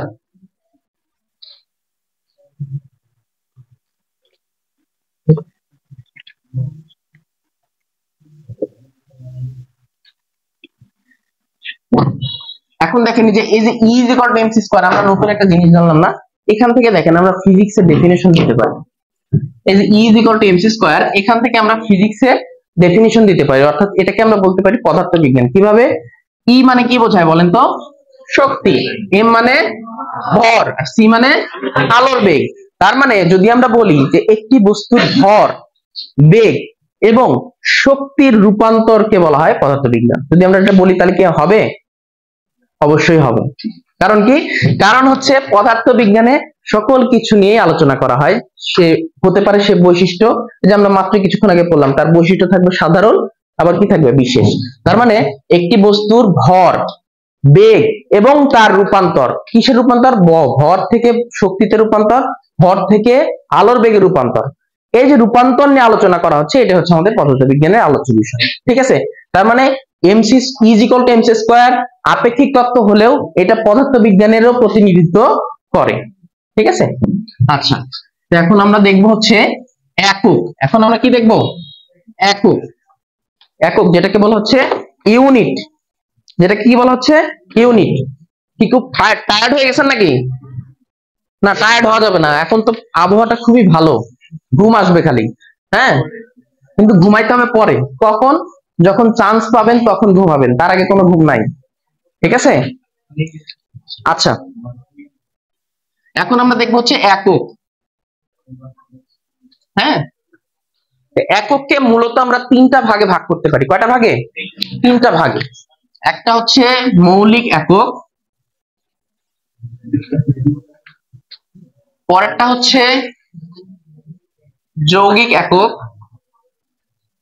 এবং লাস্টেরটা হচ্ছে ব্যবহারিক একক। এখন প্রশ্ন হচ্ছে শুধু এই তিনটা জানলেই কি চলবে? অবশ্যই না। তাহলে কি করতে হবে? সবকিছুর মধ্যে তো কিন্তু আছে, তাই না? তো এটার মধ্যেও কিছু কিন্তু আছে।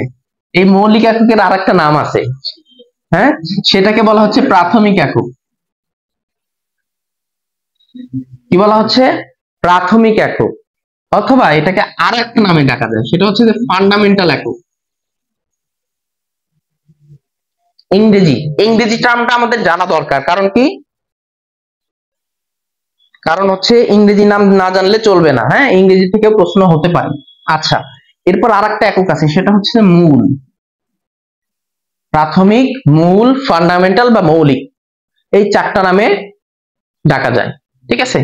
প্রশ্ন করতে পারে যে নিচের কোনটি মৌলিক একক না দিয়ে দিয়ে দিল কোনটি মূল একক, তখন তো আমরা মাথা গুলাই ফেলবো যে মূল একক আবার কোনোদিন তো পড়েই নাই, তাই না? সেই পরিস্থিতি যেন তৈরি না হয় সেজন্য আমাদের এই চারটে জানতে হবে। ঠিক আছে। আচ্ছা, এরপরে আমরা দেখবো যৌগিক একক। এই বান্দারও তো এক ভ্যারিয়েন্ট নাম থাকবে স্বাভাবিক, তাই না? এরও অনেক নাম আছে। হ্যাঁ, এই যৌগিক একককে বলা হচ্ছে লব্ধ একক। কি বলা হচ্ছে? লব্ধ একক, অথবা এটাকে আরেকটা নামে ডাকা যায়, সেটা হচ্ছে যে প্রাপ্ত একক। পাওয়া যায়, বিভিন্ন জিনিসের সংমিশ্রণে পাওয়া যায়।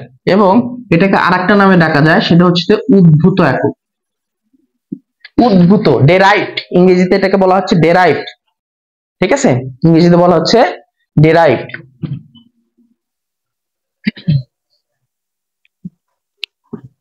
আচ্ছা, এখন আমরা এই বৈশিষ্ট্য এই এককগুলো সম্পর্কে একটু জানি। হ্যাঁ, এই হাসাহাসি না, এখন আমরা একটু বৈশিষ্ট্য ক্রিয়াগুলো জানবো যে মৌলিক একক কোনটা, যৌগিক একক কোনটা। ঠিক আছে, যে মৌলিক একক জানার জন্য আমাদেরকে মেইনলি তিনটা জিনিসের কনসেপ্ট জানতে হবে। সেটা হচ্ছে যে দৈর্ঘ্য, ভর এবং সময়। দৈর্ঘ্য, ভর এবং সময়, যেই তিনটা নিউটন পরম বলে গিয়েছিলেন নিউটনিয়ান বলবিদ্যাতে বা বলবিদ্যায়। ঠিক আছে, সেই তিনটার উপর ডিপেন্ড করে আমাদের মৌলিক একক গুলো গঠিত। তাহলে মৌলিক একক মেইনলি তিনটা জিনিসের আদলে তৈরি। একটা হচ্ছে ভর, একটা হচ্ছে কি সময়, এবং আরেকটা হচ্ছে আমাদের দৈর্ঘ্য। এই তিনটার আদলে আমাদের মূলত মৌলিক জিনিসগুলো গঠিত, ফান্ডামেন্টাল জিনিসগুলো গঠিত। তাহলে এখন বিষয় হচ্ছে যে দৈর্ঘ্যের তাহলে মৌলিক এককটা কি হতে পারে? দৈর্ঘ্যের মৌলিক একক হচ্ছে কি বলেন তো? স্বাভাবিকভাবে আমরা মিটার হিসেবে জানি, ভরের ক্ষেত্রে কি জানি? কেজি হিসেবে জানি, সময়ের ক্ষেত্রে কি হিসেবে জানি? সেকেন্ড হিসেবে জানি, তাই না? আচ্ছা, তো এগুলো সম্পর্কে আমরা একটু পড়বো। আমরা আগে যৌগিক বা লব্ধ ওটা আসলে কি বোঝায় আমরা একটু ওটা জানি আগে। যৌগিকটা কি? যৌগিকটা হচ্ছে যেটা দেখা যাচ্ছে মৌলিক গুলো সংমিশ্রণে তৈরি, বা অনেকগুলো মৌলিক একক যুক্ত হয়ে একটা নতুন মৌলিক বা নতুন একটা একক তৈরি হয়েছে, সেটাকে আমরা বলবো যৌগিক বা লব্ধ বা উদ্ভূত বা প্রাপ্ত একক। উদাহরণ কি হতে পারে? উদাহরণ হতে পারে বেগের একক। বেগের একক কি? Metre per second. দেখেন এখানে এই যে মিটার, এই মিটারটা দৈর্ঘ্যের একক হিসেবে আমরা জানি, যেটা কি একক? মৌলিক একক। আবার সেকেন্ডের ক্ষেত্রে আমরা জানি এটা সময়ের একক, কিন্তু এটা আবার ঘুরে ফিরে কোথায় চলে আসতেছে? মৌলিকের মধ্যে। তার মানে মৌলিক পদার্থ এককগুলোর সংমিশ্রণে যে এককটা তৈরি হবে সেটা হচ্ছে আমাদের যৌগিক একক। এবং লাস্টে একটা আছে দেখেন ব্যবহারিক একক। কি আছে? ব্যবহারিক একক। ব্যবহারিক এককটা কেমন? ব্যবহারিক এককটা হচ্ছে আমরা দৈনন্দিন জীবনে ব্যবহার করার জন্য যে সকল এককগুলো ব্যবহার করে থাকি। উদাহরণ হিসেবে কি হতে পারে? এই যে মনে করেন নতুন করে যে বাংলাদেশ স্বাধীন হলো, স্বাধীন হওয়ার পর নতুন করে সরকার আসলো, সরকার আসার পরে কি করলো? তারা প্রথমবার বললো যে আমরা ভারতে কোনো ইলিশ পাঠাবো না। তারপর কি করলো? হ্যাঁ, বললো যে একবারে 3000 টন পাঠাই দিলাম, জান। হ্যাঁ, তাহলে এই যে টন কথাটা লিখলাম, এই টনের জায়গায় কি আমরা কেজি লিখতে পারতাম না? কেজি কেন লিখলাম না? কারণ কেজি যদি লিখতাম সেটার ক্ষেত্রে সংখ্যাটা অনেক বড় হতো, তাই না? 3000 না বলে তখন আমাদের বলতে হইতো মনে করেন যে 3 লাখ কেজি। 3 লাখ কেজি কি শুনতে ভালো লাগে? ভালো লাগে না। তো সেদিক থেকে আমরা এটার একটা বড় একক ইউজ করছি বাণিজ্যিক কারণে। ঠিক আছে, তার মানে যখন যেখানে প্রয়োজন যেটা, সেই কাজটা করার ক্ষেত্রে আমরা যেটা কাজ করব বা যে এককটা ব্যবহার করব সেটা হচ্ছে আমাদের কি একক? ব্যবহারিক একক। বোঝা গেছে? আচ্ছা, এখন আমরা এককের পদ্ধতি সম্পর্কে জানবো। কি সম্পর্কে? এককের পদ্ধতি সম্পর্কে। এককের ক্ষেত্রে সাধারণত অনেকগুলো পদ্ধতি মেইনটেইন করা হয় বা অনেকগুলো পদ্ধতির প্রচলন রয়েছে। হ্যাঁ, তার মধ্যে সর্বপ্রথম আমরা যে পদ্ধতিটা জানবো সেটা হচ্ছে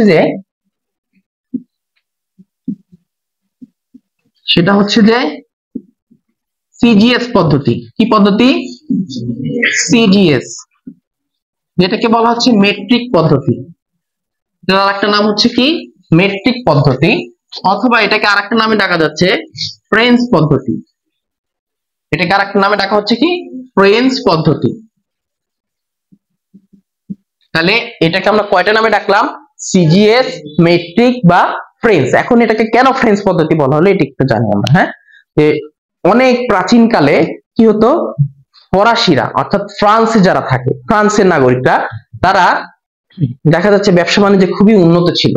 হ্যাঁ, সেখান থেকে সারা বিশ্বে দেখা যাচ্ছে মালপত্র কি হতো, রপ্তানি করা হতো। তো তখন তারা একটা পদ্ধতি আবিষ্কার করেন, সেই পদ্ধতির নামটা হচ্ছে সিজিএস পদ্ধতি। ঠিক আছে, তো সিজিএস পদ্ধতির সিজিএস এটা দ্বারা কি বোঝায়, প্রথম অংশটা আমাদের দৈর্ঘ্যের একক, পরেরটা আমাদের হচ্ছে কি ভরের একক, এবং লাস্টেরটা আমাদের সময়ের একক। সেদিক ক্ষেত্রে সি তে বোঝায় সেন্টিমিটার, জি তে বোঝায় গ্রাম, আর এস হচ্ছে সেকেন্ড। তার মানে সিজিএস পদ্ধতিতে আমাদের দৈর্ঘ্য, ভর এবং সময়ের একক হচ্ছে কি যথাক্রমে সেন্টিমিটার, গ্রাম এবং সেকেন্ড। ঠিক আছে, আচ্ছা এখন যখন এই ফ্রেঞ্চ পদ্ধতিরা বা ফ্রেঞ্চরা কি করলো, বিক্রি করা শুরু করলো, যারা কিনলো তারা বলছে আমরা তো ভাই এটা বুঝি না, তাহলে আমাদের জন্য তো একটা পদ্ধতি দরকার যেটাতে আমরা সবাই বুঝবো। যে তারা পরবর্তীতে একটা নতুন পদ্ধতি আবিষ্কার করলেন, সেই পদ্ধতির নাম হচ্ছে এমকেএস পদ্ধতি। সেই পদ্ধতির নামটা কি, এমকেএস পদ্ধতি। এমকেএসটা তাহলে কি, এটার ক্ষেত্রে প্রথম তিনটা জিনিস, তিনটা যে আমাদের একক আছে সেটাকে ইন্ডিকেট করে। তাহলে সেদিক থেকে এটার ক্ষেত্রে সেন্টিমিটার হলে এটার ক্ষেত্রে মিটার, এটার ক্ষেত্রে কেজি, এবং এটার ক্ষেত্রে সেকেন্ড। এই ভদ্রলোকরাও এদের সময়টা নিয়ে আর কেউ টানাটানি করেন। হ্যাঁ, দেখা যাচ্ছে যে আমাদের দৈর্ঘ্য এবং ওজন বা সরি ভর, এই দুটাকে টানাটানি করছে সবাই, কিন্তু সময়টা নিয়ে আর কেউ টানাটানি করেনি। আচ্ছা, এখন পরবর্তীতে দেখা যাচ্ছে বিশ্বে এই নিয়মটা অনেক প্রচলিত হয়ে গেল। প্রচলিত হওয়ার পর বিশ্বের যারা মাথা আছে তারা চিন্তা করলো যে আমরা এটা কেন, এটা ক্রেডিট কেন নিব না। ক্রেডিট নেওয়ার জন্য তারা কি বললো, যে এটাই আমি বানাই দিলাম এসআই একক, যাও। হ্যাঁ, এসআই মানে কি, ইন্টারন্যাশনাল ইউনিট। এটা কি বানাই দিল, ইন্টারন্যাশনাল ইউনিট। তার মানে সারা বিশ্বে এখন এই এককে চলমান থাকবে। সেই একক অনুসারে এখানে ইন্টারন্যাশনালি বললো যে শুধুমাত্র তো আমরা তিনটা জিনিসের তো রপ্তানি বা এক্সপোর্ট করছি না, আরো অন্যান্য অনেক জিনিস আছে। সেটার ক্ষেত্রে তারা এটার একটা লিস্ট বানালো, সেই লিস্টে রাশি দিল তারা 9টা। কয়টা, 9টা। ঠিক আছে, এখন এই যে তিনটার সাথে আরো কি কি আছে, এই বাকিগুলো আমরা একটু দেখবো। তাহলে প্রথমটা কিসের ছিল, দৈর্ঘ্যের, তারপরটা ভরের, তারপরটা সময়ের। আচ্ছা, এরপরে তারা দিল 4 নম্বর, যেটা 4 নম্বর দিলেন তড়িৎ প্রবাহ। 4 নম্বর কি দিলেন, তড়িৎ প্রবাহ। ঠিক আছে, 4 নম্বর দিলেন হচ্ছে তড়িৎ প্রবাহ, যেটার একক তারা বললেন হচ্ছে অ্যাম্পিয়ার। কি বললেন, অ্যাম্পিয়ার। এবং এই অ্যাম্পিয়ারকে প্রকাশ করা হয় বড় হাতের এ দ্বারা। ঠিক আছে,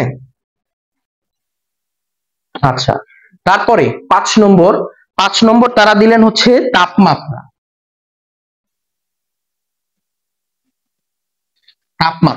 তাপমাত্রার একক কি হিসেবে প্রকাশ করা হয়, কেলভিন দ্বারা, যেটা আমাদের সবারই জানা মোটামুটি। হ্যাঁ, তারপর 6 নম্বরের ক্ষেত্রে দেওয়া হলো হচ্ছে কোণ। কিন্তু কোণের এখানে আবার বিষয় আছে, কোণই আছে দুইটা, একটা হচ্ছে দ্বিমাত্রিক এবং আরেকটা হচ্ছে ত্রিমাত্রিক। একটা দ্বিমাত্রিক আর একটা ত্রিমাত্রিক। দ্বিমাত্রিক যে কোণ, সেটার এককটা হচ্ছে রেডিয়ান। কি বলা হলো, রেডিয়ান, যেটাকে প্রকাশ করা হয় RAD দ্বারা। আর যেটা ত্রিমাত্রিক সেটা হচ্ছে স্টেরিডিয়ান, সেটা হচ্ছে স্টেরিডিয়ান, সেটাকে প্রকাশ করা হয় বড় হাতের S ছোট হাতের R দ্বারা। ঠিক আছে, এখন দ্বিমাত্রিক আর ত্রিমাত্রিক যে বিষয়টা, এটা কি সবার ধারণা আছে দ্বিমাত্রিক বলতে আসলে কি বোঝায়? দ্বিমাত্রিক বলতে যে এই বোর্ডটাকে দ্বিমাত্রিক বোঝাবে, তাই না? এখন এই ক্ষেত্রে আমরা যদি বলি যে এখানে কি কোণ উৎপন্ন হয়েছে, তখন আমরা কি বলি, থেটা, তাই না? আমরা স্বাভাবিকভাবে জানি যে থেটাকে বলা হচ্ছে কোণের একক, কিন্তু না, দ্বিমাত্রিক ক্ষেত্রে আমরা কি বলবো, এটাকে হিসেব মতো আমাদের এখানে বলা উচিত রেডিয়ান। ঠিক আছে, এই বিষয়টা কিন্তু ভুল করা যাবে না। দ্বিমাত্রিক ক্ষেত্রে কোণের এককটা কি, রেডিয়ান, অবশ্যই থেটা না। ঠিক আছে, আচ্ছা। আর ত্রিমাত্রিকটা কি, ত্রিমাত্রিকটা থাকবে 3টা অক্ষ। কয়টা অক্ষ, 3টা অক্ষ। উদাহরণ কেমন হতে পারে, এইটা হচ্ছে আমাদের 3টা অক্ষ, এটা ওয়াই অক্ষ, এটা এক্স অক্ষ এবং এটা জেড অক্ষ। ঠিক আছে, আচ্ছা, এবং তারপরে হচ্ছে 8 নম্বর।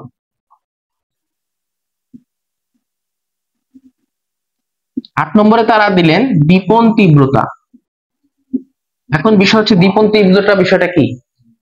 দীপন তীব্রতা হচ্ছে বোঝায় এক কথায় যে উজ্জ্বলতা কতটুকু, কতটুকু উজ্জ্বল সেই জিনিসটা। উদাহরণ কি হতে পারে?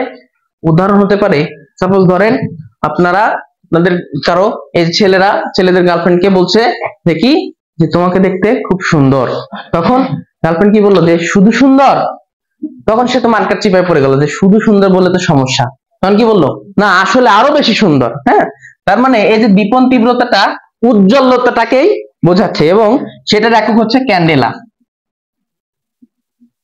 ঠিক আছে, ক্যান্ডেলাকে প্রকাশ করা হয় সিডি দ্বারা। এবং লাস্টেরটা হচ্ছে পদার্থের পরিমাণ, যেটাকে প্রকাশ করা হয় কি দ্বারা? মোল। কি দ্বারা প্রকাশ করা হয়? মোল।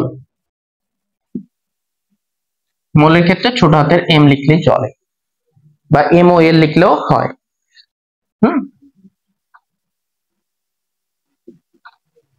এম ও এল মোল। ঠিক আছে, তাহলে এই যে 9টা আমরা কি পড়লাম, একক বললাম, এই 9টা একক একদম মুখস্থ করে ফেলতে হবে। ঠিক আছে, 9টা একক একদম মুখস্থ করে ফেলতে হবে যে কোনটার কি একক। বোঝা গেছে? আচ্ছা, এরপরে দেখেন এই ব্যক্তিরা এসআই একক অর্থাৎ ইন্টারন্যাশনাল ইউনিটও অনেকে মানতে চায় না, যে না আমি আমার দেশে ইন্টারন্যাশনাল ইউনিট চালাবো না। তাহলে নতুন এক কথা না, নতুন একটা একক তারা আবিষ্কার করলেন, সেটা হচ্ছে এম কে এস, এবং এটার সাথে যুক্ত করে দিলেন এ। এটা কি? তাহলে দেখেন আমরা লিস্টে অলরেডি এ একটা পড়ছি, সেটা কি? অ্যাম্পিয়ার, তার মানে বিদ্যুৎ প্রবাহ। বিদ্যুৎ প্রবাহের এককটা মেইনলি কেন যুক্ত করলেন? যুক্ত করলেন এই জন্য যে সারা বিশ্বে সাধারণত এই 4টা জিনিসের বাণিজ্যটা বেশি হয়, সেই ডিপেন্ড করে তারা এই নতুন একটা পদ্ধতি আবিষ্কার করলেন, সেটা হচ্ছে এম কে এস এ পদ্ধতি, যেটাকে আবার ইন্টারন্যাশনালি বলা হচ্ছে যে এটা সবচেয়ে বেশি সুসংগঠিত পদ্ধতি। ঠিক আছে, সুসংগঠিত বা সুসংহত পদ্ধতি। তাহলে যদি বলা হয় যে এককগুলোর যে পদ্ধতি আছে সেই পদ্ধতির মধ্যে সবচেয়ে সুসংগঠিত বা সুসংহত পদ্ধতি কোনটি? উদাহরণ এম কে এস এ পদ্ধতি। বুঝা গেছে? আচ্ছা, এখন এটার পাশাপাশি ব্রিটিশরা চুপ করে বসে থাকবে তা তো হতে পারে না। ব্রিটিশরা সব জায়গায় রাজত্ব চালাই নিল, হ্যাঁ, তো এখানেও তারা রাজত্ব চালাতে চাচ্ছে। তো এই জায়গায় রাজত্ব চালানোর জন্য তারা আবার নতুন একটা পদ্ধতির আবিষ্কার করলেন, সেটার নাম দিলেন হচ্ছে এফপিএস পদ্ধতি। কি? এফপিএস। এফ দ্বারা বোঝাচ্ছে দৈর্ঘ্যের একক ফুট, এফ দ্বারা কি বোঝাচ্ছে? ফুট। পি দ্বারা বোঝাচ্ছে পাউন্ড। এস এস নিয়ে আর কেউ টানাটানি করতে চায় না, সময় যেভাবে যাচ্ছে সেভাবে চলে যাক, আমরা সময় নিয়ে আর নাড়াচাড়া করবো না, সময় হচ্ছে সেকেন্ড। ঠিক আছে, তাহলে এই হচ্ছে আমাদের মূলত কয়টা পদ্ধতি গেল? 4টা পদ্ধতি। ঠিক আছে, আচ্ছা, এখন দেখেন আপনাদের এই যে 4টা পদ্ধতির পরেও এখানে আর একটা বিষয় থাকে, সেটা হচ্ছে যে লব্ধ একক, যেটা আমরা পড়ছি তাই না? লব্ধ একক। এই লব্ধ এককেরও কয়েকটা উদাহরণ আছে। হ্যাঁ, লব্ধ এককেরও কয়েকটা উদাহরণ আছে। উদাহরণ বলতে কি, লব্ধ বলতে কিভাবে পাওয়া যাচ্ছে? মৌলিক গুলো যুক্ত করার ফলে। যেমন আমরা যদি বলি ক্ষেত্রফল, তাহলে ক্ষেত্রফলের ক্ষেত্রে আমরা কি জানি? দৈর্ঘ্য গুণন প্রস্থ। তার মানে কয়টা দৈর্ঘ্য গুণন হচ্ছে এখানে? 2টা। তার মিটার হচ্ছে আমাদের একটা দৈর্ঘ্যের একক, পরের দৈর্ঘ্য হচ্ছে মিটার, তার মানে আমরা কি পাচ্ছি? বর্গ মিটার। তার মানে এটা একটা কি রাশি? লব্ধ রাশি। আবার এটা একটা কি একক? লব্ধ একক। ক্ষেত্রফল একটা লব্ধ রাশি, আর এটা একটা কি? লব্ধ একক। বোঝা গেছে? আচ্ছা, একইভাবে যদি আমরা আয়তনের ক্ষেত্রে বলতে চাই, তাহলে আয়তনের ক্ষেত্রে আমরা বলতে পারবো কি? 3টা গুণন করতে হবে, দৈর্ঘ্য প্রস্থ উচ্চতা। আচ্ছা, আবার যদি আমরা বলতে পারি বেগ, তাহলে বেগের ক্ষেত্রে আমরা কি জানি? Metre per second. আবার যদি আমরা বলি ত্বরণের ক্ষেত্রে আমরা সেটাকে কি বলতে পারবো? Metre per second square. তার মানে এই যে যতগুলো নতুন নতুন রাশি তৈরি হচ্ছে এগুলোকে আমরা বলবো লব্ধ রাশি, আর যেই এককগুলো তৈরি হচ্ছে সেগুলোকে আমরা বলবো লব্ধ একক। বোঝা গেছে কি? যে রাশিগুলো তৈরি হচ্ছে সেগুলোকে কি বলবো? লব্ধ রাশি, আর যে এককগুলো তৈরি হচ্ছে সেগুলোকে বলবো লব্ধ একক। আচ্ছা, গুড। এখন আমরা আগাই পরবর্তী টপিকে আমাদের। হ্যাঁ,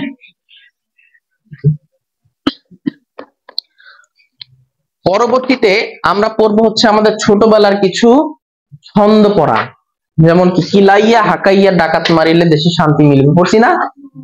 হ্যাঁ, তার মানে কি কতিপয় কিছু আমরা গুণিতক বা উপসর্গ আকারে দেখব। উপসর্গ যেটা আপনাদের শীটে দেওয়া আছে, কিন্তু শীটটা সবাই বের করেন, শীটে একটু পেন্টিং মিস্টেক আছে, আমরা এটা শুরু ঠিক করে দিব। হ্যাঁ, সেটা দেখেন আপনাদের কতিপয় একক লেখা, হেডিং এ লেখা আছে কতিপয় একক।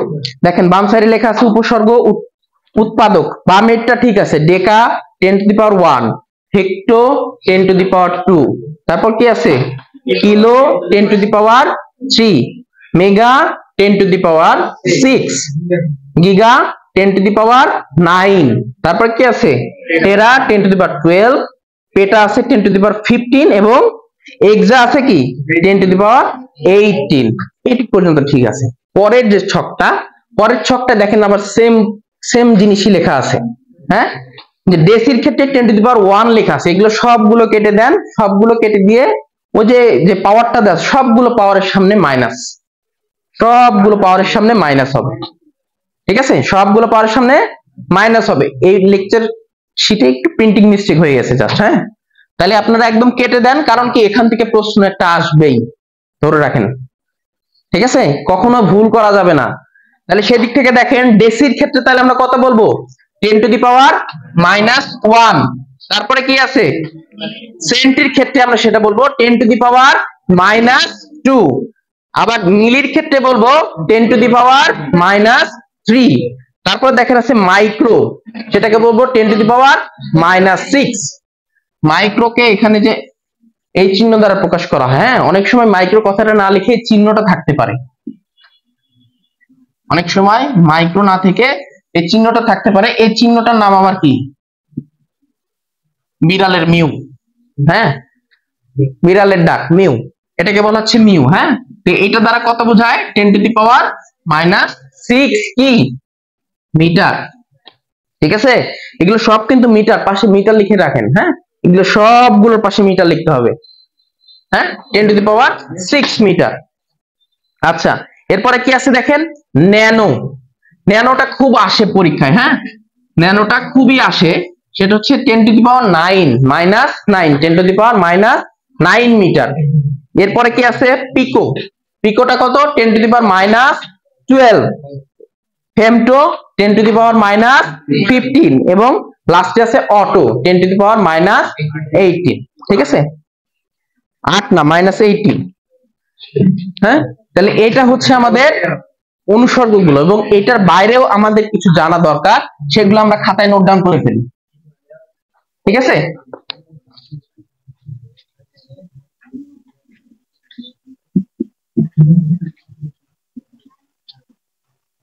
One angstrom. হ্যাঁ, 1 অ্যাংস্ট্রম এটা প্রকাশ করা হয় এ দিয়ে, তার উপরে ডিগ্রি দেওয়া হয়, এ দিয়ে তার উপরে ডিগ্রি দেওয়া হয়, এবং এটা দ্বারা বোঝায় 10⁻10 মিটার। কি বোঝায় 10⁻10 মিটার। আচ্ছা,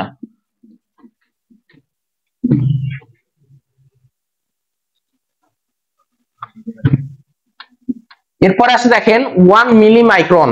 কি আছে 1 মিলি মাইক্রন, তাহলে এটাকে কি দ্বারা প্রকাশ করব 1 মিলি এই যে মাইক্রন, তাহলে এটা বলতে বোঝায় 10⁻9 মিটার। দেখেন তো কোনো কিছুর সাথে সাদৃশ্যপূর্ণ পান কিনা, কি সাথে না সাদৃশ্য পাই আমরা ন্যানোমিটারের সাথে।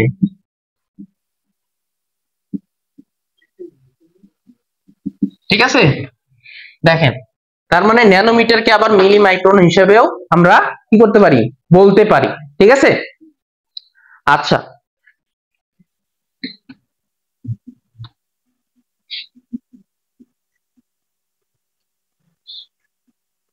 এরপরে দেখেন আছে হচ্ছে পারসেক।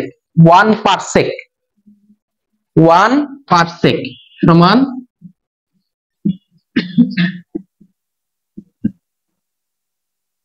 1 পারসেক সমান হচ্ছে 3.084 ইন্টু 10⁻13 কিলোমিটার। ঠিক আছে, পারসেকটা কি, পারসেকটা কি জানেন? পারসেকটা হচ্ছে সূর্য থেকে ডিরেক্ট অন্যান্য আউটসাইডের যে নক্ষত্রগুলো আছে সেগুলোর হচ্ছে পরিমাণ বা দূরত্ব। ঠিক আছে, আচ্ছা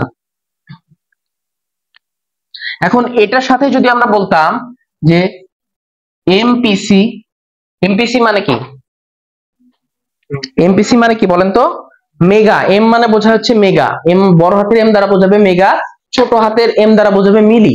ঠিক আছে, তাহলে এম বড় হাতের যখন থাকবে সেটাকে তাহলে আমরা কি বলতে পারি?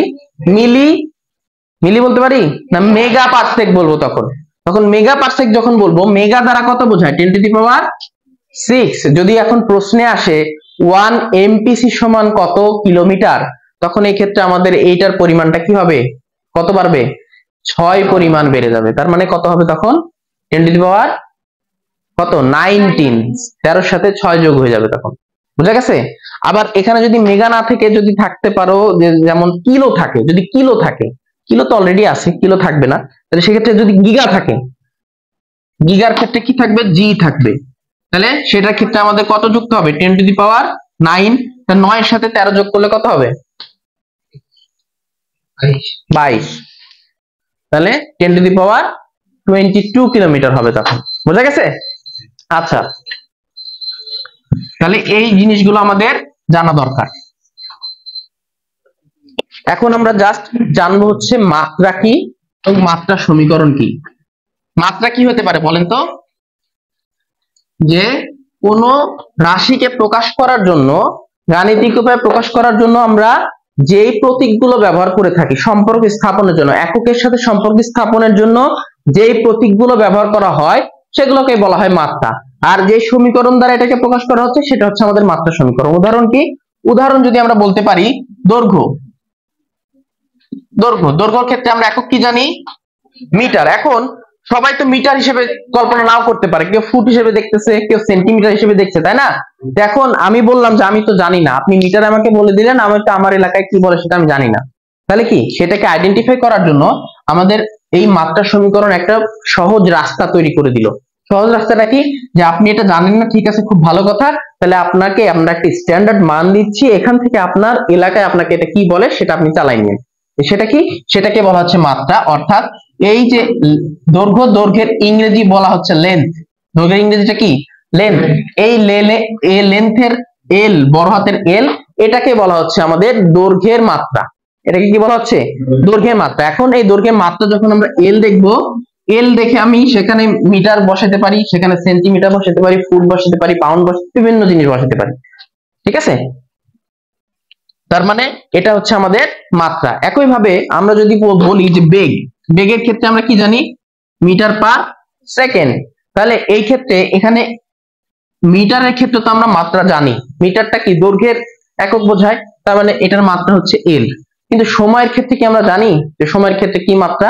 না, সময়ের মাত্রাটা হচ্ছে টাইম, টাইমের হচ্ছে টি।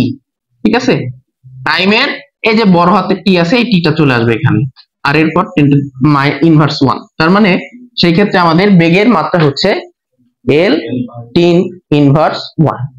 বুঝা গেছে? এইভাবে আমরা কি করব? সবকিছুর মাত্রা নির্ণয় করতে পারবো। তো এখন এখানে মূলত আমরা কিছু লিস্ট দেখব যে যে জিনিসগুলোর মাত্রা একই, যে জিনিসগুলোর কি মাত্রা একই, যেমন টর্ক, কাজ, শক্তি। টর্ক, কাজ, শক্তি, এটার মাত্রা হচ্ছে আমাদের ml² T⁻2।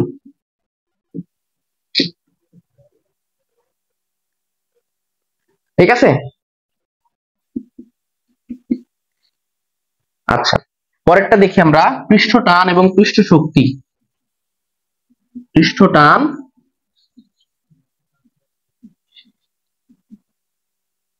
কি আপনাদের ক্ষুধা লেগে গেছে নাকি খুব?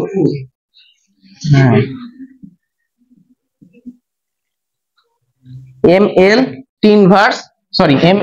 ml⁻2 কিসের ক্ষেত্রে? এটা পৃষ্ঠ টান এবং পৃষ্ঠ শক্তির ক্ষেত্রে এই দুইটার মাত্রা সেম। একইভাবে আমরা দেখবো হচ্ছে ত্বরণ,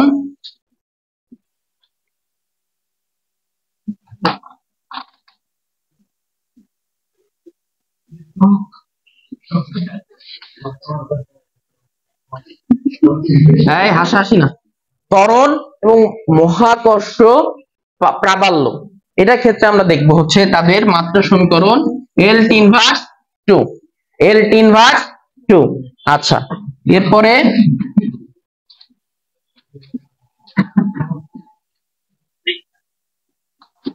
বলের ঘাত,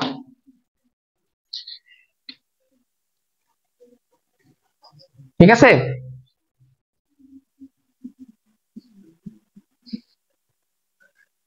ML3/1, ঠিক আছে। তো এই জিনিসগুলোর আমাদের মাত্রা সেম, এই রাশিগুলোর মাত্রা সেম। এখান থেকে কিন্তু বিগত সালে বেশ কয়েকবার প্রশ্ন আসছে বিভিন্ন জায়গায়, ঠিক আছে।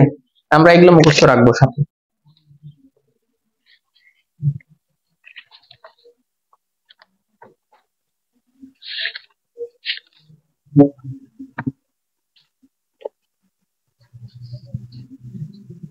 এখন সবাই হাত ফাস্ট করেন, একটা লিস্ট রেডি করতে হবে এখন। যে লিস্টটা কোথাও দেওয়া নাই সেটা আমাদের এখন লিখতে হবে। হ্যাঁ, যে আমরা এই যে পদার্থ বিজ্ঞানের বিভিন্ন বিজ্ঞানীর অবদান দেখলাম, বিভিন্ন বিজ্ঞানী বিভিন্ন জিনিস তৈরি করলেন, যে তার মধ্যে কিছু কিছু জিনিস যেগুলো আমাদের প্রয়োজনীয় কাজে লাগে সব সময়, এবং পরীক্ষাতেও এটা আসবেই, একটা না একটা প্রশ্ন হবেই এখান থেকে। হ্যাঁ, সেটা হচ্ছে যে প্রয়োজনীয় কিছু যন্ত্রপাতি, প্রয়োজনীয় কিছু যন্ত্রপাতি, কোন যন্ত্র দিয়ে আমরা কি পরিমাপ করি এইটা। হ্যাঁ, আমরা লিস্টটা রেডি করি।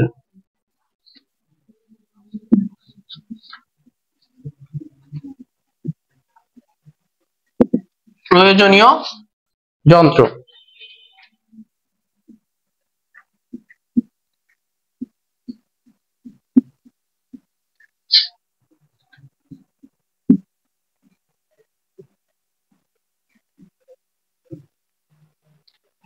বায়ুর চাপ, বায়ুর চাপ পরিমাপক যন্ত্র, নাম জানা আছে কি? ব্যারোমিটার। গুড।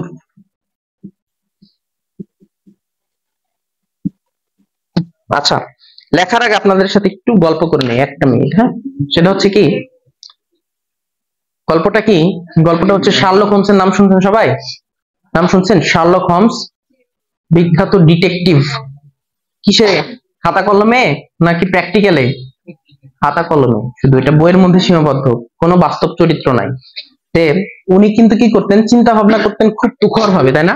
আপনারা যারা গল্প বই পড়ছেন বা জানেন তারা কিন্তু জানেন। তে সেখান থেকে বা সেখানে একটা সত্যি কথা লেখা আছে, সেটা হচ্ছে যে ব্রেন, আমাদের ব্রেন যখন খাদ্য পুষ্টি কম পাবে, হ্যাঁ, খাদ্য পুষ্টি কি পাবে, কম পাবে, তখন ব্রেন তুখর হবে। কি হবে? ব্রেন তুখর হবে। কিভাবে? খাদ্য পুষ্টির কথা এখনো কিভাবে বলছি, যে গ্লুকোজের পরিমাণ ঠিক থাকবে, কিন্তু ব্রেন চাবে যে আমি খাওয়া দাওয়া করি, আমি খাওয়া দাওয়া করি, হ্যাঁ, কিন্তু খাওয়া দাওয়া করবে না। তখন আমাদের ব্রেন খুব শার্প চিন্তা করতে পারে। কি করতে পারে? খুব শার্প চিন্তা করতে পারে। এবং এটা আমাদের সাইকোলজির সাথে রিলেটেড। কিসের সাথে? সাইকোলজির সাথে রিলেটেড। আমি যদি চিন্তা করি যে আমি খাবো, তখন সে শুধু খেতেই চাবে, তার মানে তার শার্প চিন্তা হচ্ছে তখন খাওয়াতে, ঠিক আছে। সে তখন খাইতে চাবে, যে হোক বিরিয়ানি পোলাও যা পাবে তাই খাবে। হ্যাঁ, আবার সে যদি তখন কোনো পড়াশোনা রিলেটেড যদি কোনো কিছু করতে যায়, দেখা যাবে তার সেটা তখন অন্য সময়ের থেকে সেই সময় দ্রুত তার মাথায় ঢুকবে, ঠিক আছে। এই জন্য এই যে ক্ষুধা লাগার যে বিষয়টা, ক্ষুধা লাগার প্রেক্ষিতে কথাটা বললাম। হ্যাঁ, শুধু পানি থাকলে পানিটা খান, হ্যাঁ, ব্রেনটা এখন শার্প থাকবে। তাই সব এই করো না। আচ্ছা, আচ্ছা, তারপরে দেখো আমরা কি শিখলাম, যে বায়ুর চাপ পরিমাপক যে যন্ত্র সেটাকে বলা হচ্ছে কি, ব্যারোমিটার। এরপরে বায়ুর আর্দ্রতা দেখবো আমরা। বায়ুর চাপ দেখার পাশাপাশি বায়ুর আর্দ্রতা দেখবো। আর্দ্রতা কেন দেখবো? কারণ আর্দ্রতা থাকলে কি হয়, গরমটা বেশি থাকে। হ্যাঁ, বায়ুর আর্দ্রতা পরিমাপক যন্ত্র হচ্ছে কি, নাম কি বলেন তো? জানা আছে কি? হাইগ্রোমিটার। এটাকে বলা হয় হাইগ্রোমিটার। হাইগ্রো, ঠিক আছে, হাইড্রো না কিন্তু, হাইগ্রোমিটার। হ্যাঁ, আচ্ছা, এরপরে 3 নম্বরটা দেখি আমরা, যে গ্যাসের চাপ নির্ণয় যন্ত্র। গ্যাসের চাপ, গ্যাসের চাপ নির্ণায়ক বা পরিমাপক যন্ত্র হচ্ছে আমাদের নাম কি বলেন তো? ম্যানোমিটার। ম্যানোমিটার।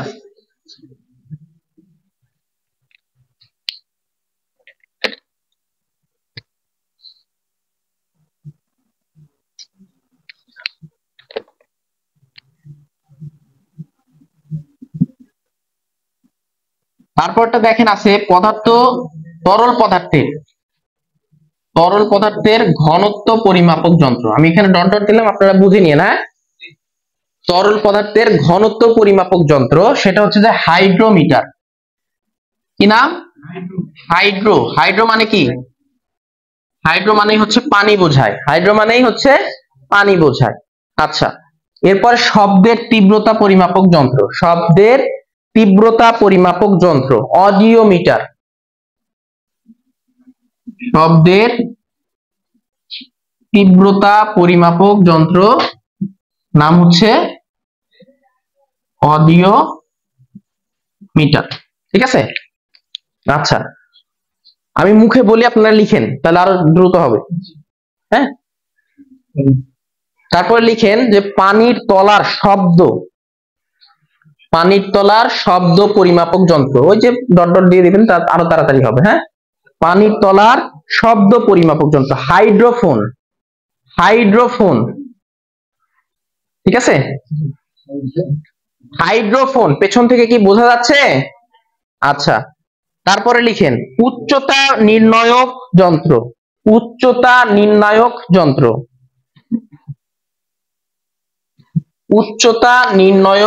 যন্ত্র,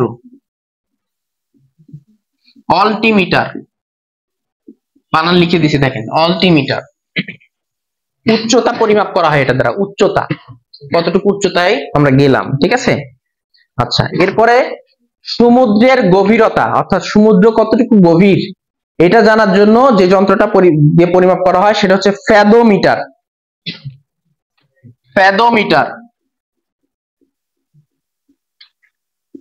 সেটা হচ্ছে কি? ফ্যাদোমিটার। লিখছেন? আচ্ছা, এখন লিখেন দুধের বিশুদ্ধতা পরিমাপক যন্ত্র,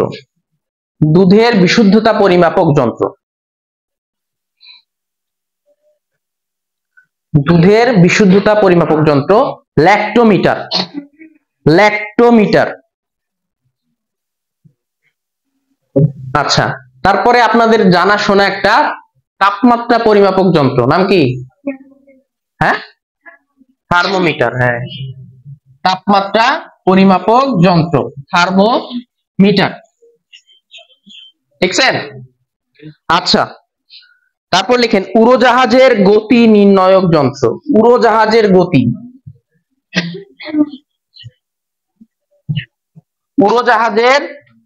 নির্ণায়ক যন্ত্র, অর্থাৎ উড়োজাহাজ কত গতিতে উড়ে যাচ্ছে, ট্যাকোমিটার। শুধু তো উড়োজাহাজের গতি জানলে হবে না, আরো অন্যান্য গতিও জানতে হবে, তাই না? তাহলে এখন জানবো আমরা মোটর গাড়ির গতি নির্ণায়ক যন্ত্র, হ্যাঁ, 11 নম্বর কি ছিল? উড়োজাহাজের ট্যাকোমিটার। উড়োজাহাজের ক্ষেত্রে ট্যাকোমিটার, আর মোটর গাড়ির ক্ষেত্রে ওডোমিটার।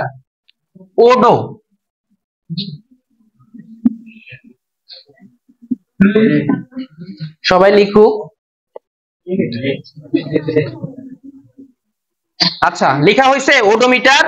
কি লিখছেন বলেন তো? মোটর গাড়ির পরিমাপক যন্ত্র। মোটর গাড়ির কি পরিমাপক? গতি পরিমাপক। হ্যাঁ, আচ্ছা, তারপর লিখেন শুধু গতি, যে কোনো কিছুর শুধু গতি পরিমাপক যন্ত্র, স্পিডোমিটার। ক্রিকেট খেলা হয় না, ক্রিকেট খেলাতে যে বলের গতি মাপে, এই স্পিডোমিটারে মাপা হয়। ঠিক আছে? তাহলে গতি পরিমাপক যন্ত্র। এখন প্রশ্ন হচ্ছে যে গতির সাথে তো বেগের পার্থক্য আছে না? হ্যাঁ, এটা শুধু গতি বললাম। গতি পরিমাপক যন্ত্র স্পিডোমিটার।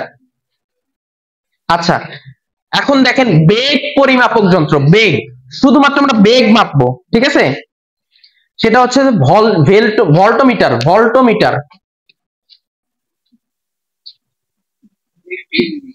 শুধুমাত্র বেগ মাপার। ঠিক আছে?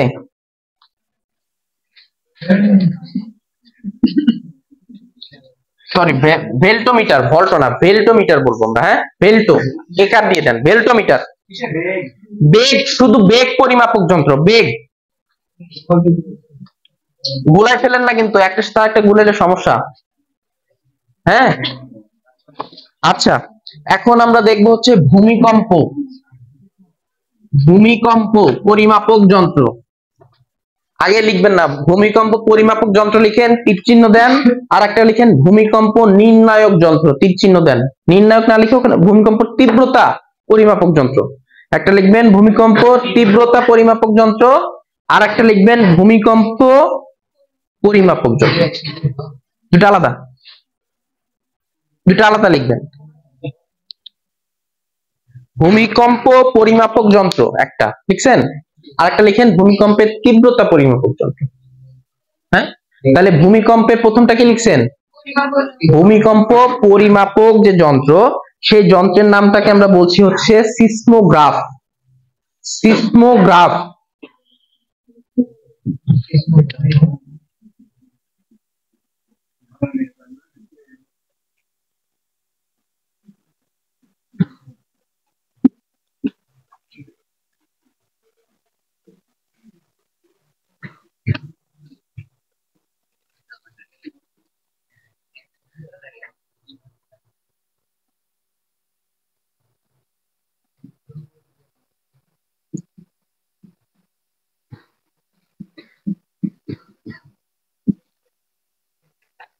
দেখেন কি লিখলাম, ভূমিকম্প পরিমাপক যন্ত্র যেটা সেটাকে বলছি সিসমোগ্রাফ।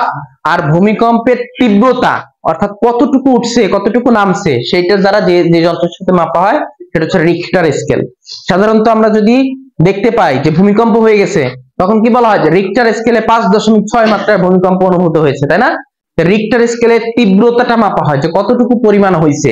আর ভূমিকম্প যে হচ্ছে সেটা জানা যায় আমাদের সিসমোগ্রাফ দ্বারা, যে ভূমিকম্প আসলে হয়েছে কিনা এটার উপস্থিতি নির্ণয় করে জাস্ট।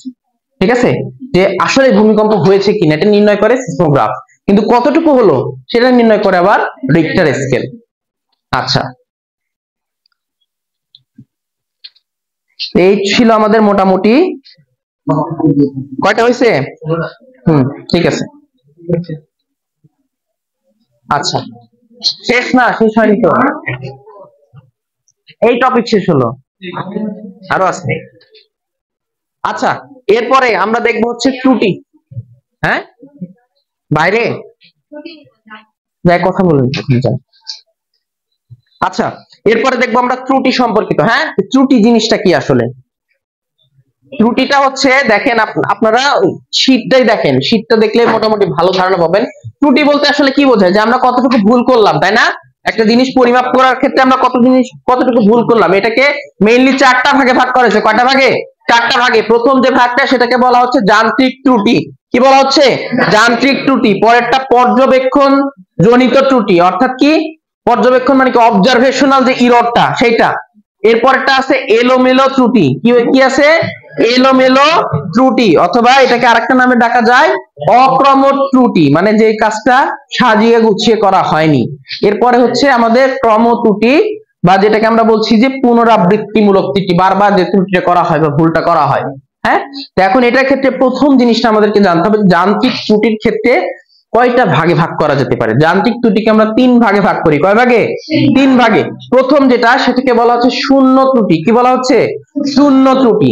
পরেরটাকে বলা হচ্ছে পিছট ত্রুটি, এবং তারপরেরটাকে বলছি আমরা লেভেল ত্রুটি। তিনটে সম্পর্কে একটু করে শুনে রাখবো আমরা। হ্যাঁ, যে শূন্য ত্রুটিটা আসলে কি? শূন্য ত্রুটিটা হচ্ছে যখন আমরা সাধারণত এখানে কি করি, বিভিন্ন জিনিসের পরিমাপ করার জন্য ব্যবহার করে থাকি, তাই না? এখন পরিমাপ করার জন্য আমাদের ছোট ছোট কিছু যন্ত্র আছে, যেমন স্ক্রু গজ, ভার্নিয়ার স্কেল, স্পিরোমিটার, এগুলো নাম শুনছি না? প্র্যাকটিক্যালি কিন্তু এগুলো করা হয়। তাহলে এই যে যন্ত্রগুলো আছে, এই যন্ত্রগুলোর সাথে একটা সাধারণ স্কেল যুক্ত থাকে। সেটাও কিন্তু এক ধরনের স্কেল, কিন্তু এটার সাথে একটা সাধারণ স্কেল যুক্ত থাকে। এখন এই দুটো স্কেলের যখন 0 পয়েন্ট, হ্যাঁ, এই দুটো স্কেলের যখন 0 পয়েন্ট, অর্থাৎ এটা যদি এক ধরনের ইয়া হয় এবং এটার সাথে যদি স্বাভাবিকভাবে একটা স্কেল থাকে, এইটার যে 0 এবং এই স্কেলের যে 0, এই দুটো স্কেলের 0 যদি পর্যায়ক্রমে তাদের লেভেল যদি ঠিক না থাকে, অর্থাৎ 0-র সাথে যদি 0 না মিলে, তাহলে যে ধরনের ত্রুটি হবে সেটা হচ্ছে আমাদের শূন্য ত্রুটি। তার মানে এটা যন্ত্রগত ত্রুটি। কোন সময় এই 0টা ডানে থাকতে পারে, বামে থাকতে পারে, আবার স্ফেরোমিটারের ক্ষেত্রে উপরে থাকতে পারে, নিচে থাকতে পারে। ঠিক আছে, তো এটা হচ্ছে আমাদের কি ত্রুটি? শূন্য ত্রুটি। এরপরে আছে দেখেন পিছট ত্রুটি। কি আছে? পিছট ত্রুটি। পিছট ত্রুটিটা কি? সাধারণত যে সকল যন্ত্রে স্ক্রু দিয়ে আটকানো থাকে বা স্ক্রু দিয়ে আমাদের কি করতে হয়, লুজ করতে হয় বা টাইট করতে হয় পরিমাপ করার জন্য, সেই ধরনের যন্ত্রে স্ক্রু কি করা হয়, লুজ এবং টাইট করার জন্য সেখানে এক ধরনের ক্ষয় হয়, কি হয়, ক্ষয় হয়, যেটা দেখা যায় পরবর্তীতে আমাদের সেম রিডিং দিতে পারে না। প্রথমত নতুন অবস্থায় যে রিডিং দিচ্ছে, পুরাতন হয়ে গেলে রিডিংটা কি দিচ্ছে, ভুলভাল দিচ্ছে। তো সেই ধরনের ত্রুটিকে আমরা বলি হচ্ছে পিছট ত্রুটি। এবং তারপরটা আছে লেভেল ত্রুটি। লেভেল ত্রুটি মানে কি, একটা জিনিসকে যদি সেম লেভেলে বা একটা নির্দিষ্ট সমতলে যদি না রাখি, তাহলে সেটার ক্ষেত্রে কি হয়, মানের কম বেশি হতে পারে। উদাহরণ কি, নিক্তি, যেটা দ্বারা আমরা কি করি, ছোট জিনিসকে পরিমাপ করি যে তার ওজন কতটুকু বা ভর কতটুকু। হ্যাঁ, তো এই যে নিক্তির মাধ্যমে যেটা করা হচ্ছে, বা নিক্তি যদি লেভেলে না থাকে, তাহলে যে ধরনের ত্রুটিটা হবে সেটাকে আমরা কি বলবো, লেভেল ত্রুটি। ঠিক আছে, তো এখন আমরা মেইনলি এখান থেকে আরো তিনটা জিনিস জানবো। ঠিক আছে, ছোট্ট করে তিনটা জিনিস জানবো। সেটা হচ্ছে যে পরম ত্রুটিটা কি, পরম ত্রুটি। হ্যাঁ, পরম ত্রুটিটা কি, সবাই লিখে ফেলেন, পরম ত্রুটি।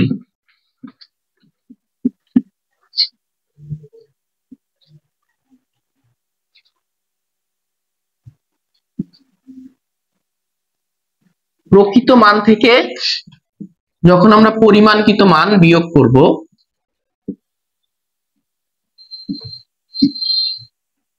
তখন যে ত্রুটিটা হবে বা যে ত্রুটিটা বের হবে সেটাকে বলা হচ্ছে পরম ত্রুটি। তাহলে পরম ত্রুটিটা কি, পরম ত্রুটি সমান প্রকৃত মান মাইনাস পরিমাণকৃত মান।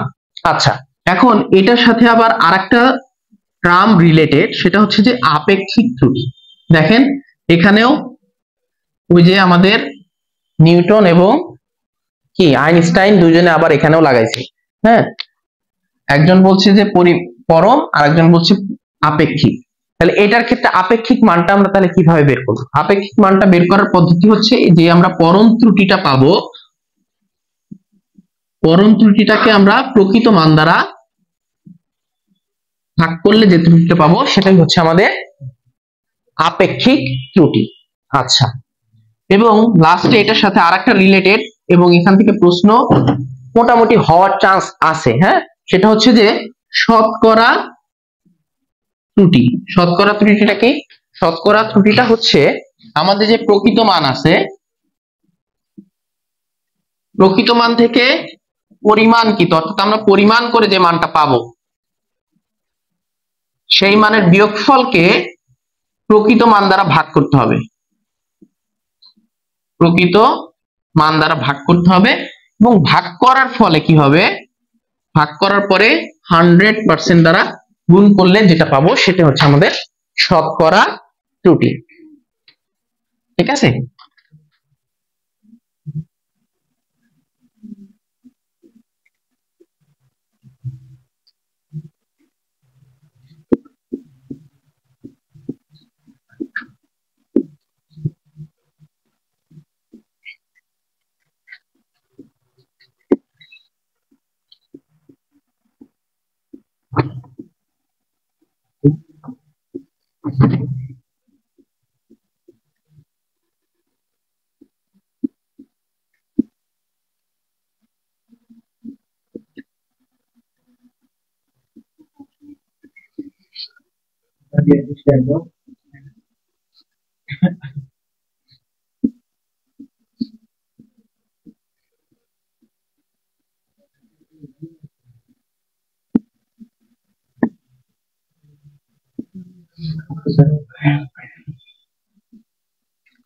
দেখেন একটা প্রশ্ন থাকলো আপনাদের জন্য। হ্যাঁ, এই যে তিনটা সূত্র দিয়ে আমরা এই অঙ্কটা করব। ঠিক আছে, যে একটি দণ্ডের পরিমাণকৃত দেওয়া আছে 9.6 সেন্টিমিটার এবং প্রকৃত মান হচ্ছে 10 সেন্টিমিটার, এবং বলছে যে তাহলে পরম ত্রুটি কত হবে, আপেক্ষিক ত্রুটি হবে এবং শতকরা ত্রুটি কত হবে। দেখেন এখানে সবগুলো মান দেওয়া আছে, আমরা শুধু জাস্ট কি করব, মানটা নিয়ে বসিয়ে দিলে আমাদের মান চলে আসবে। ঠিক আছে, একদম ডাইরেক্ট সূত্রের ম্যাথ।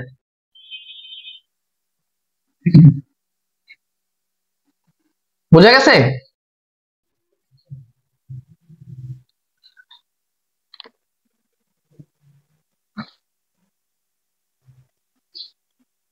এর মধ্যে কি কেউ অঙ্কটা করে ফেলছেন? হ্যাঁ, না সুপার ফাস্ট কেউ আছে কিনা যে অঙ্কটা করেও ফেললো একদম?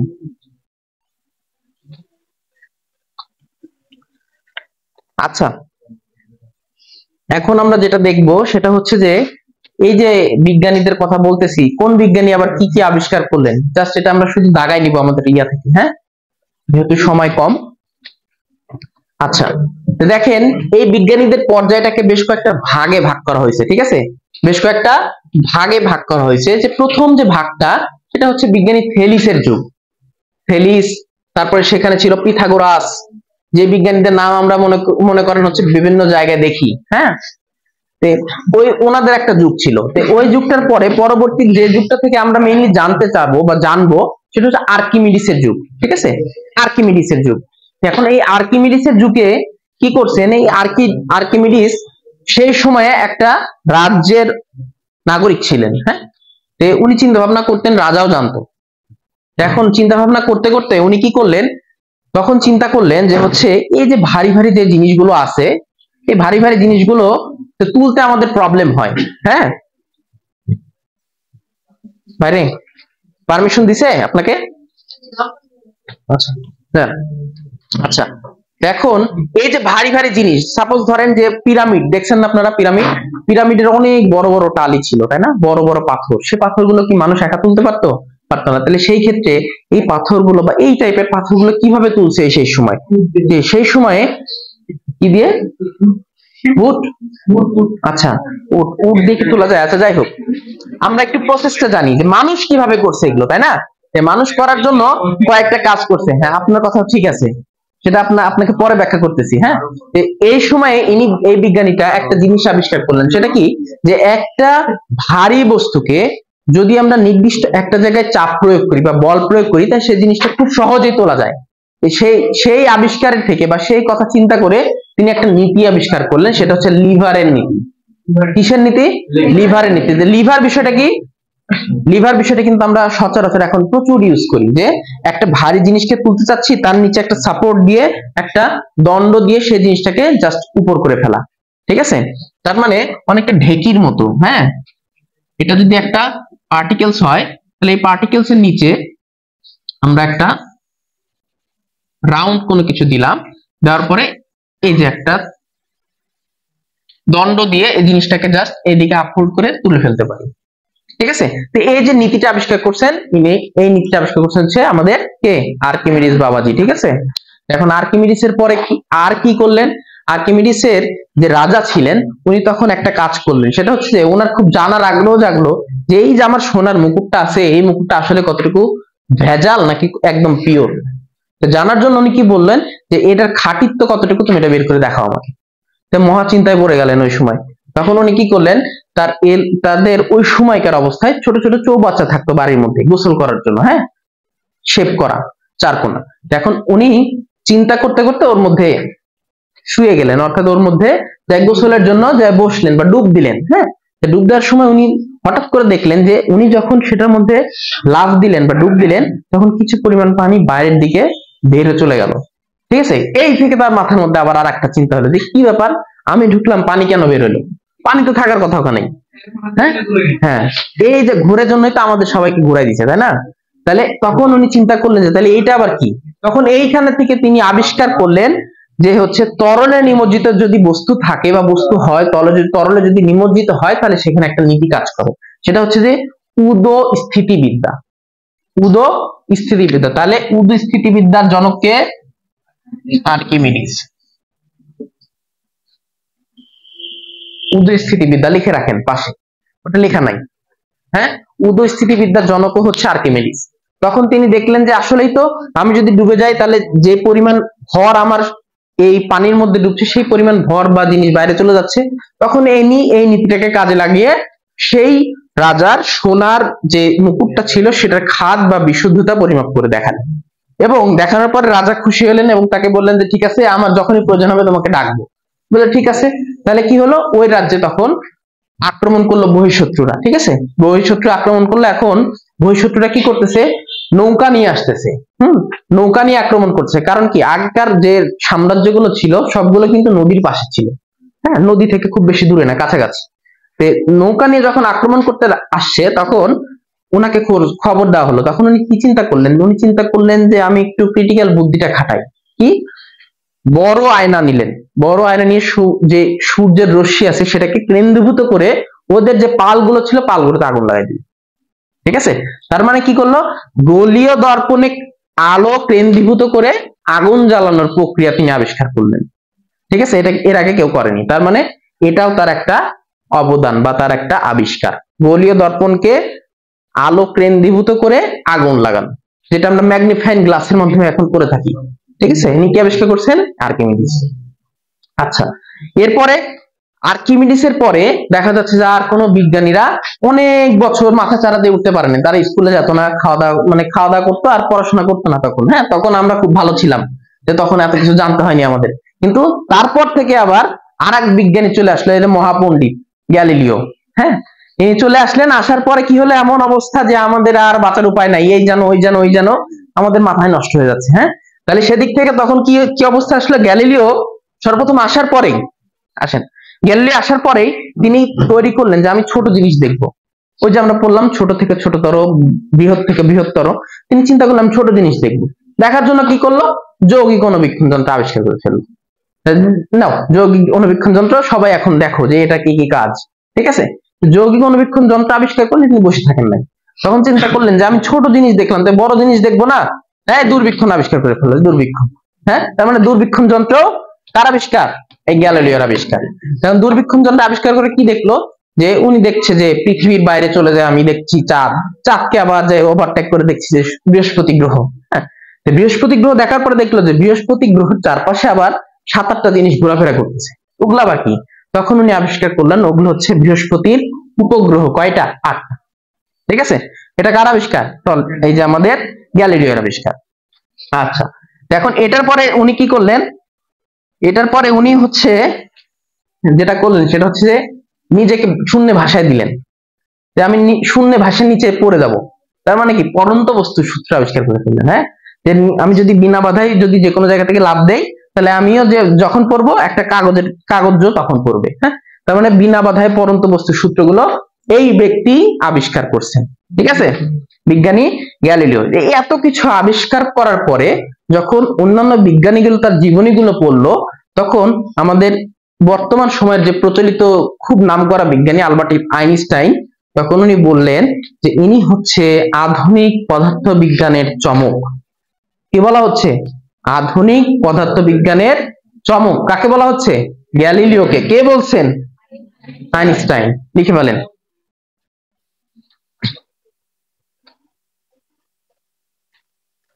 আধুনিক পদার্থ বিজ্ঞানের চমক। চমক, জনক না কিন্তু, চমক চমক। হ্যাঁ, সারপ্রাইজ।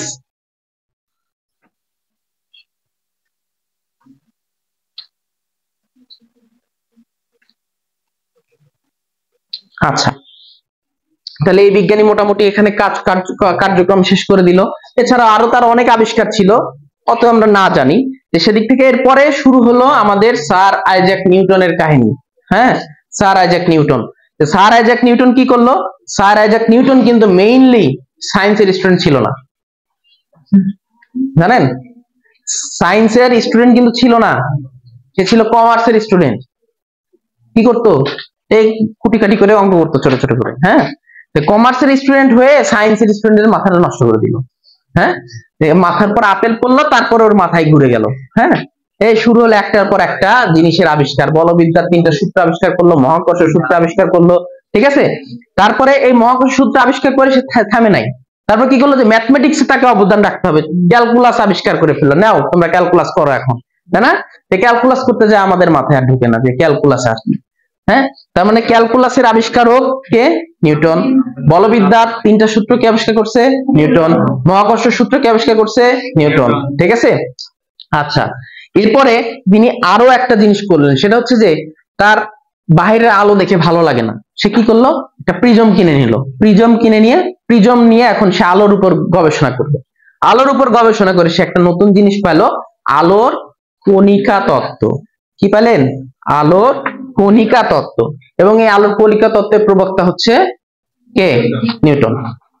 ঠিক আছে, এখন আলোর কণিকা তত্ত্ব যখন ইনি পাইলেন, তারপরে তার সমসাময়িক সময়ে আর একজন বিজ্ঞানী ছিলেন, এর নাম আবার হচ্ছে বিজ্ঞানী হাইগেন।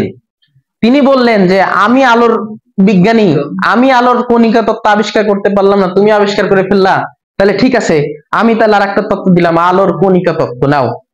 হ্যাঁ, আলোর কণিকা তত্ত্ব তাহলে কে আবিষ্কার করলেন? হাইগেন। কিন্তু এই হাইগেন ইনি ফুল ফর্মে ব্যাখ্যাটা করতে পারেন নাই, যার কারণে পরবর্তীতে থমাস ইয়াং ইনি এই আলোর কণিকা তত্ত্বের পরে আলোর কি তত্ত্ব, এটা তরঙ্গ তত্ত্বের ব্যাখ্যা করেন থমাস ইয়াং। কিন্তু এই থমাস ইয়াং আবার নিজে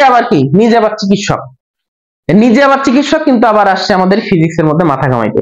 হ্যাঁ, আসে আমাদেরও মাথা নষ্ট করে দিছে। আলোর মধ্যে তিনি কি আবিষ্কার করলেন? আলোর তরঙ্গ তত্ত্ব। ঠিক আছে, এছাড়াও ইনি বলবিদ্যা এবং পদার্থের স্থিতিস্থাপকতা সম্পর্কিত তত্ত্ব প্রদান করছেন থমাস ইয়াং। এছাড়াও আরেকটা কি আছে, স্থিতিস্থাপকতা, যে ইয়াং এর ধ্রুবক আমরা পড়ি না, ইয়াং এর গুণাঙ্ক পড়ছি তো, এটা এই বান্দাই দিছে। ঠিক আছে, আচ্ছা, এরপর আমরা দেখবো যে মাইকেল ফ্যারাডে। এখন মাইকেল ফ্যারাডে এনার আসল পরিচয় কি? ইনি রসায়নবিদ। ফিজিক্সে কি করতে আসছে? চুম্বক তত্ত্বের ব্যাখ্যা করতে আসছে।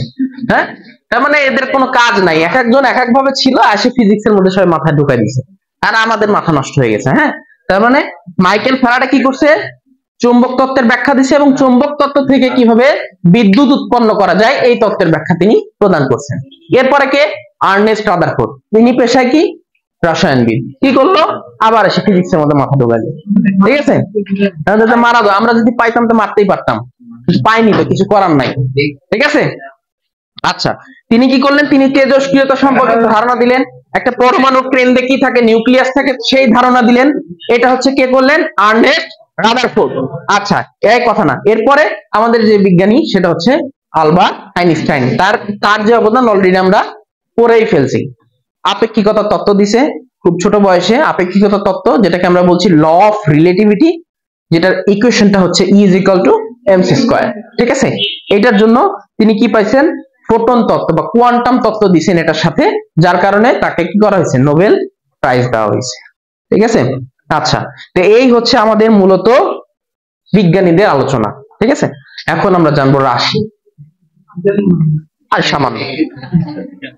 সামান্য, হ্যাঁ, আচ্ছা, লেকচার অনেক বড়, প্রথম লেকচার অনেক বড়। আচ্ছা, এখন আমরা জানি হচ্ছে রাশি। রাশিটা কি? আর 10 মিনিট, তারপরে ক্লাস শেষ। 10 মিনিট, এই 10টা মিনিটে কি শান্ত থাকি, ক্লাস শেষ হয়ে যাবে। হ্যাঁ, আচ্ছা, হ্যাঁ, 10 মিনিট। আচ্ছা, আমরা এখন জানবো হচ্ছে রাশি। রাশিটা কি? অলরেডি আমরা পড়ে ফেলছি, যেটাকে পরিমাপ করা যায়, ভৌত জগতে যেটাকে পরিমাপ করা যায় সেটা হচ্ছে আমাদের রাশি। রাশির প্রকারভেদ পড়ে ফেলছি, মৌলিক রাশি, যৌগিক রাশি। মানে মৌলিক রাশি কোনগুলো? তাহলে ওই যে আমরা 9টা লিস্ট করলাম, ওগুলো হচ্ছে মৌলিক রাশি। আর যৌগিক রাশি কি? ওগুলোকে সমন্বয়ে যেগুলো গঠিত হয় সেগুলো হচ্ছে আমাদের যৌগিক রাশি। ঠিক আছে, এটা কিসের ভিত্তিতে? প্রাপ্ততার ভিত্তিতে। কিসের ভিত্তিতে? প্রাপ্ততার ভিত্তিতে। আচ্ছা, এখন প্রাপ্ততার বাদেও আরেকটা ভাগে ভাগ করা যায়, সেটা হচ্ছে মানের ভিত্তিতে। হ্যাঁ, যেটা আমাদের আলোচ্য বিষয়, সেটা হচ্ছে কি, যে এটাকে দুইটা ভাগে ভাগ করা যায়, একটা হচ্ছে স্কেলার আর একটা হচ্ছে ভেক্টর। Scalar, vector. স্কেলারটা কি? যেটাকে প্রকাশ করার জন্য শুধুমাত্র মানের দরকার হয়। ঠিক আছে, সেটাকে আমরা কি বলবো? স্কেলার রাশি। আর যেই রাশিকে প্রকাশ করার জন্য মানের সাথে দিকের প্রয়োজন পড়ে, অর্থাৎ সেটা মানও প্রকাশ করবে, দিকও প্রকাশ করবে, সেটাকে আমরা বলবো কি? ভেক্টর রাশি। ঠিক আছে, এখন ভেক্টর রাশি আর স্কেলার রাশির কিছু বৈশিষ্ট্য আছে। যেমন স্কেলার রাশির যে গুণনটা করা যায় বা যোগ বিয়োগ করা যায় স্বাভাবিক গাণিতিক নিয়মে করতে পারি আমরা, কিন্তু ভেক্টরের ক্ষেত্রে সেটা পসিবল না। হ্যাঁ, আচ্ছা, তারপরে ভেক্টর রাশির ক্ষেত্রে শুধু মানের পরিবর্তন করলে দিক চেঞ্জ হয়ে যেতে পারে, আবার দিক চেঞ্জ করলে মানের চেঞ্জ হয়ে যেতে পারে। তার মানে কি, একটার সাথে একটা সম্পর্কিত। কিন্তু স্কেলার রাশির ক্ষেত্রে শুধুমাত্র মানেরই পরিবর্তন করা যায়, হেরফের করা যায়। ঠিক আছে, আচ্ছা, এছাড়াও কি আছে, যে যদি আমরা দুইটা স্কেলার রাশি গুণন করি, যদি স্কেলার রাশি দুইটা গুণন করি, আমরা সেখানে একটা স্কেলার রাশি পাবো। কিন্তু যদি আমরা দুইটা ভেক্টর গুণন করি, তাহলে সেখানে ভেক্টরও পেতে পারি, স্কেলারও পেতে পারি। এই যে পার্থক্য। হ্যাঁ, এখন সেদিক থেকে আমাদের প্রশ্নটা তাহলে কি আসে? প্রশ্ন আসে হচ্ছে কোনটা স্কেলার রাশি আর কোনটা ভেক্টর রাশি। এখন ভেক্টর রাশিটা আমরা একটু প্রথমে জানবো, যেহেতু মৌলিক রাশি সম্পর্কে আমরা ধারণা পাইছি, যে মৌলিক রাশিগুলো অবশ্যই স্কেলার রাশি। মৌলিক যে 9টা রাশি পড়ছি আমরা, সে মৌলিক এসআই পদ্ধতির যে 9টা রাশি আছে সেই 9টা অবশ্যই কি রাশি? স্কেলার রাশি। এইটার সাথে আরো কিছু যুক্ত আছে, এটার সাথে আরো কিছু যুক্ত আছে, সেগুলো আমরা একটু লিখি। সেটা হচ্ছে যে কাজ, শক্তি, তড়িৎ বিভব, কাজ, শক্তি, তড়িৎ বিভব,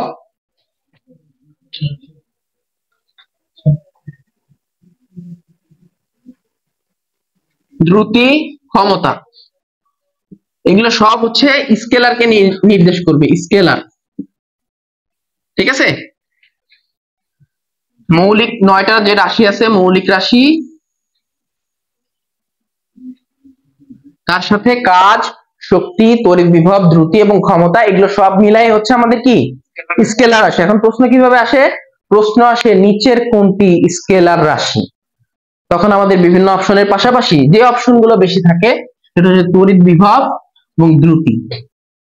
এই দুটো সবচেয়ে বেশি থাকে অপশন, এবং এই দুটা বিগত প্রায় 3বারের মতো আসছে এই দুটো থেকে, যে নিচের কোনটি স্কেলার রাশি। ঠিক আছে, নিচের কোনটি স্কেলার রাশি। একবার ছিল তড়িৎ বিভব অপশনের মধ্যে অ্যান্সার, আর একবার ছিল দ্রুতি। ঠিক আছে, আচ্ছা এখন আমরা জানবো যে ভেক্টর রাশিগুলো কি কি। ভেক্টর রাশিগুলো কি কি? এখন ভেক্টর রাশি তো অনেক, ভেক্টর রাশি অনেক হলেও আমরা একটা ছন্দের মাধ্যমে খুব সহজেই মনে রাখতে পারি, হয়তো অনেকেই পড়ছেন। সেটা কি? হবে সব প্রিয়তম ভাসে প্রেমে। হ্যাঁ, হবে সব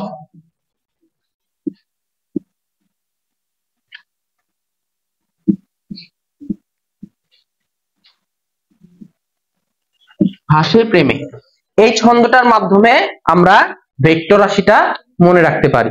তাহলে এখন এই প্রত্যেকটা দ্বারা কি কি বোঝায় আমরা একটু লিখি। হ্যাঁ, প্রথমে যেটা, এটা হচ্ছে যে ভরবেগ। এটা কি? ভরবেগ। আর বেতে যেটা সেটা হচ্ছে বেগ। দন্তস্ব যেটা, দন্তস্বতে কি হতে পারে? সরণ। সময় কখনো ভেক্টর রাশি না, সরণ সময় মৌলিক রাশি। সময়, এই যে মৌলিক রাশির মধ্যে সময় ছিল, সময় ছিল না, অবশ্যই তাহলে ওটা স্কেলার হবে। হ্যাঁ, তারপরে দন্তস্বর পরে আছে কি? ব।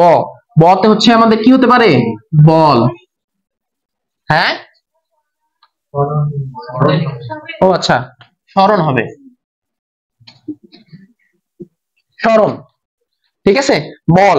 তারপরে পয়ের রফলা আছে না, এটা হচ্ছে প্রাবাল্য। প্রাবাল্য। ওতে, ওতে হচ্ছে আমাদের ওজন। ঠিক আছে, আর তম, ত আর ম, এটা হচ্ছে একটা ত্বরণ আর একটা হচ্ছে মন্দন। ত্বরণ, মন্দন। ঠিক আছে, আচ্ছা।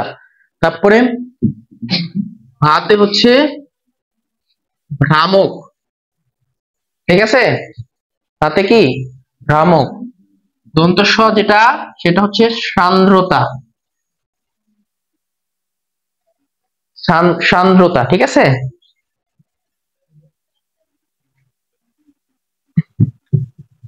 তারপরে পয়ের রফলা যেটা, এটা হচ্ছে পৃষ্ঠটান। পৃষ্ঠটান, এটা একটা ভেক্টর রাশি। এবং মতে যেটা, সেটা হচ্ছে মহাকর্ষীয় বল। মহাকর্ষীয় বল। ঠিক আছে, তাহলে এই ছন্দটা যদি আমরা মনে রাখতে পারি, এই ছন্দের মাধ্যমে যতগুলো আমরা রাশি পাইলাম প্রত্যেকটাই হচ্ছে এক একটা ভেক্টর রাশি। ঠিক আছে, এখন এর মধ্যে আবার কয়েকটা কথা আছে। কয়েকটা কথা হচ্ছে যে বেগ। এখন যদি বলি আমরা কৌণিক বেগ, তাহলে সেটা কোন রাশি হবে? কেন স্কেলার রাশি হবে? অবশ্যই এটাও একটা ভেক্টর রাশি। তার মানে এই বেগ দ্বারা সকল বেগকেই বোঝাচ্ছে। ঠিক আছে, এটা কি হতে পারে? কৌণিক বেগ হতে পারে। আবার এখানে কি ভরবেগটা দেওয়াই আছে। ঠিক আছে, আচ্ছা। আর কি হতে পারে? বলের ক্ষেত্রে যদি আমরা একটু তাকাই, বল যদি ঘূর্ণনশীল অবস্থায় থাকে, বল যদি কি করে? ঘূর্ণনশীল অবস্থায়, তখন সেই বলকে আর বল বলা হয় না, তখন সেটাকে কি বলা হয়? টর্ক। আমরা টর্ক একটা কি রাশি? ভেক্টর রাশি। ঠিক আছে, আচ্ছা। এখন এটার মধ্যে একটু ব্যতিক্রম আছে হচ্ছে আমাদের ভ্রামকের ক্ষেত্রে। এই ভ্রামক, হ্যাঁ, ভ্রামকের একটা উদাহরণ আমরা জানি, আমরা সামনের লেকচারে পড়বো, সেটা সেটা হচ্ছে জড়তার ভ্রামক। কি আছে? জড়তার ভ্রামক, যেটা একটা এক্সেপশনাল এগুলোর মধ্যে। এই ভ্রামকের মধ্যে অন্যান্য অনেক যত ভ্রামক আছে, ওজন ভ্রামক হতে পারে, বল ভ্রামক হতে পারে, সব ভ্রামক আমাদের ভেক্টর রাশি, কিন্তু এই জড়তার ভ্রামকটা আমাদের একমাত্র এক্সেপশন বা ব্যতীত আলাদা, সেটা হচ্ছে যে স্কেলার। ঠিক আছে, তাহলে কি লিখবো, যে এটা হচ্ছে ব্যতিক্রম। ভ্রামকের নিচে দাগ দিয়ে লেখেন আপনারা যে ব্যতিক্রম জড়তার ভ্রামকটা হচ্ছে কি রাশি? স্কেলার রাশি।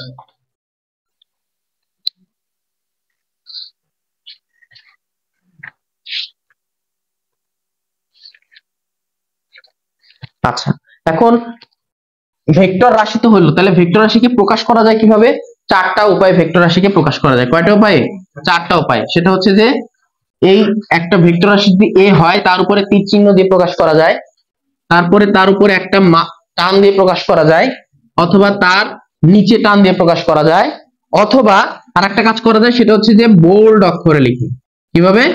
বোল্ড অক্ষরে লিখি। এখন এটার পাশাপাশি এটার মানকেও প্রকাশ করতে হয়। ভেক্টর রাশির মানকে আবার প্রকাশ করা যায় কিভাবে? এটা আমরা কি লিখবো? ভেক্টর প্রকাশ। এটা আমরা লিখবো হচ্ছে ভেক্টর প্রকাশ। এটা অবশ্যই ইম্পর্টেন্ট, তুলে নেন সবাই, কারণ হচ্ছে প্রশ্ন আসে যে নিচের কোনটি ভেক্টর প্রকাশ, হ্যাঁ, বা নিচের কোনটি ভেক্টর প্রকাশ নয়, এখান থেকে প্রশ্ন থাকে। ঠিক আছে, আচ্ছা, তাহলে ভেক্টর প্রকাশ আমরা কয় ভাবে করতে পারছি? চারটা ভাগে। হয় উপরের দিকে তীর চিহ্ন থাকবে, নাহলে উপরের দিকে একটা ড্যাশ থাকবে, টান থাকবে, অথবা নিচের দিকে সেই টানটা থাকবে, অথবা বোল্ড অক্ষরে লেখা থাকবে। কিভাবে? বোল্ড অক্ষরে। আচ্ছা, তাহলে এখন এটা হচ্ছে ভেক্টর প্রকাশ। এখন ভেক্টরের যদি মান প্রকাশ বলা হয়, তাহলে ভেক্টরের মান প্রকাশের ক্ষেত্রে এই যে তীর চিহ্ন আছে, তীর চিহ্নের দুই পাশে মডিউলাস চলে আসবে, পরম মান। আবার এই যে যেটার ক্ষেত্রে ছিল উপরের দিকে টান, তার দুই পাশে চলে আসবে পরম মান। যেটা নিচের দিকে টান ছিল, সেটার নিচে আসবে পরম মান। কিন্তু পার্থক্য হচ্ছে এটাতে, যেটা বোল্ড থাকে, সেটা বোল্ডের জায়গায় শুধুমাত্র লাইট করে দেওয়া থাকে। ঠিক আছে, এটা হচ্ছে ভেক্টরের প্রকাশ। ভেক্টরের প্রকাশ এইটাতে, ভেক্টর মানের প্রকাশটা এটা বেশি আসে, আর ভেক্টরের প্রকাশ সাধারণত এই দুইটা বেশি আসে। ঠিক আছে, আপনারা চারটা পাশাপাশি লিখে নেন।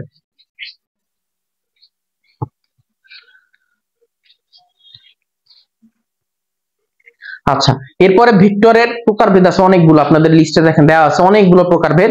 এই প্রকারভেদের মধ্যে আমরা শুধু দুই তিনটা জানবো। সেটা হচ্ছে যে নাল ভেক্টরটা কি? নাল ভেক্টর, নাল ভেক্টর বা শূন্য ভেক্টর বলা হচ্ছে, অর্থাৎ যে ভেক্টরের আদি বিন্দু এবং প্রান্ত বিন্দু একই, আদি বিন্দু এবং প্রান্ত বিন্দু একই, সেটাকে আমরা কি বলবো? নাল ভেক্টর। ঠিক আছে, আদি বিন্দু এবং প্রান্ত বিন্দু কি থাকবে? একই থাকবে, সেটাকে আমরা কি বলবো? নাল ভেক্টর। আচ্ছা, তার মানে আমরা যদি বলি যে আপনাকে এখানে দাঁড় করাই দিলাম, আপনি প্রচন্ড অলস মানুষ, আপনি হয় এদিকে যান নাহলে এদিকে যান, আপনি কি করলেন?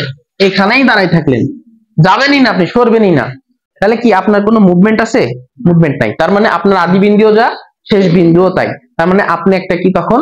নাল ভেক্টর বা শূন্য ভেক্টর। বোঝা গেছে? শূন্য ভেক্টরের মান কিন্তু কখনো শূন্য না, সেটার দ্বারা কি বোঝায়? সবসময় একটা দিক বোঝায়। ঠিক আছে, এখন এটার সাথে আমরা জানবো হচ্ছে একক ভেক্টরটা কি। একক ভেক্টরটা কি? একক ভেক্টরটা হচ্ছে যে সকল ভেক্টরের মান এক, যে সকল ভেক্টরের কি মান এক, সেটাকে আমরা কি বলবো? একক ভেক্টর। উদাহরণ হিসেবে আমরা দেখতে পারি, যদি এ একটা ভেক্টর হয়, কি হয়? এ যদি একটা ভেক্টর হয়, তাহলে এই ভেক্টরকে যদি এই ভেক্টরের মান দ্বারা যদি ভাগ করা হয়, তাহলে একটা নতুন ভেক্টর পাওয়া যায়, সেটাকে আমরা বলি একক ভেক্টর। এবং একক ভেক্টরকে ছোট হাতের এন দিয়ে মাথার উপর একটা টুপি পরাই দেওয়া হয়, ক্যাপ।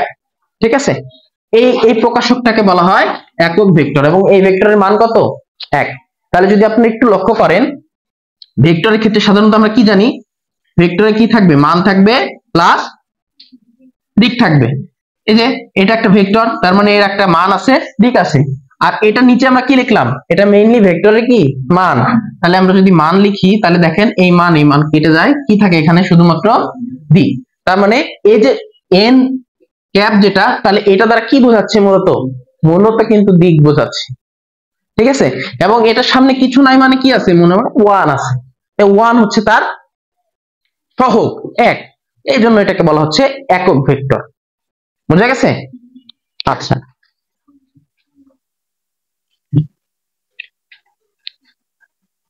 লিখছেন?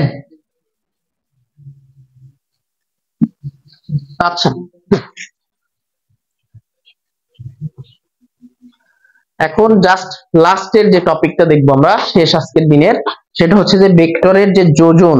হ্যাঁ, ভেক্টরের যোজন প্রক্রিয়া, অর্থাৎ ভেক্টর কি কি উপায়ে যোজিত হতে পারে, যুক্ত হতে পারে, যোগ হতে পারে। হ্যাঁ, সেটা ক্ষেত্রে আমরা দেখবো যে ভেক্টরের একটা যোগের ক্ষেত্রে একটা আমরা ছন্দ পড়ব। কি পড়ব? ছন্দ।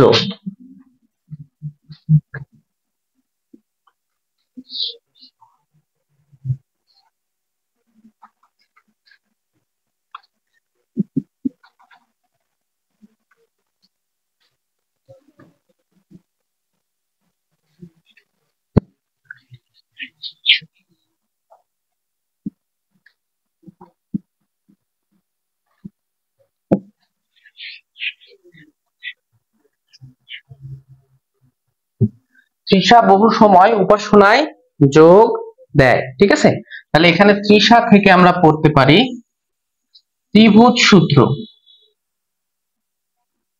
দন্ত স থেকে সাধারণ সূত্র,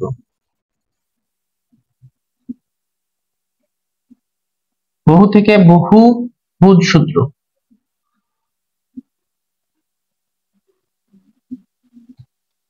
সময়ের দন্ত স থেকে সামান্তরিক সূত্র,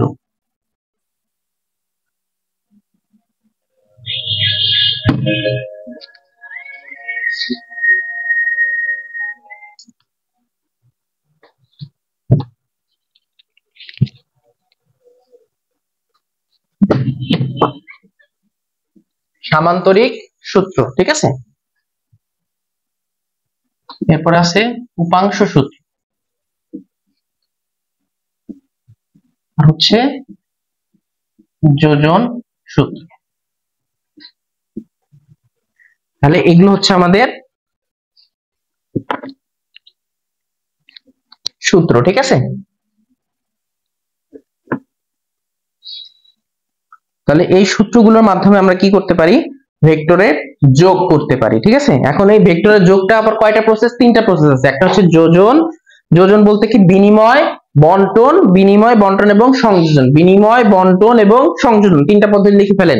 বিনিময়, বন্টন, সংযোজন। বিনিময়, বন্টন, সংযোজন। ঠিক আছে, কি কিছু বললেন? আচ্ছা আচ্ছা, বিনিময়, বন্টন, সংযোজন। বিনিময়, বন্টন, সংযোজন।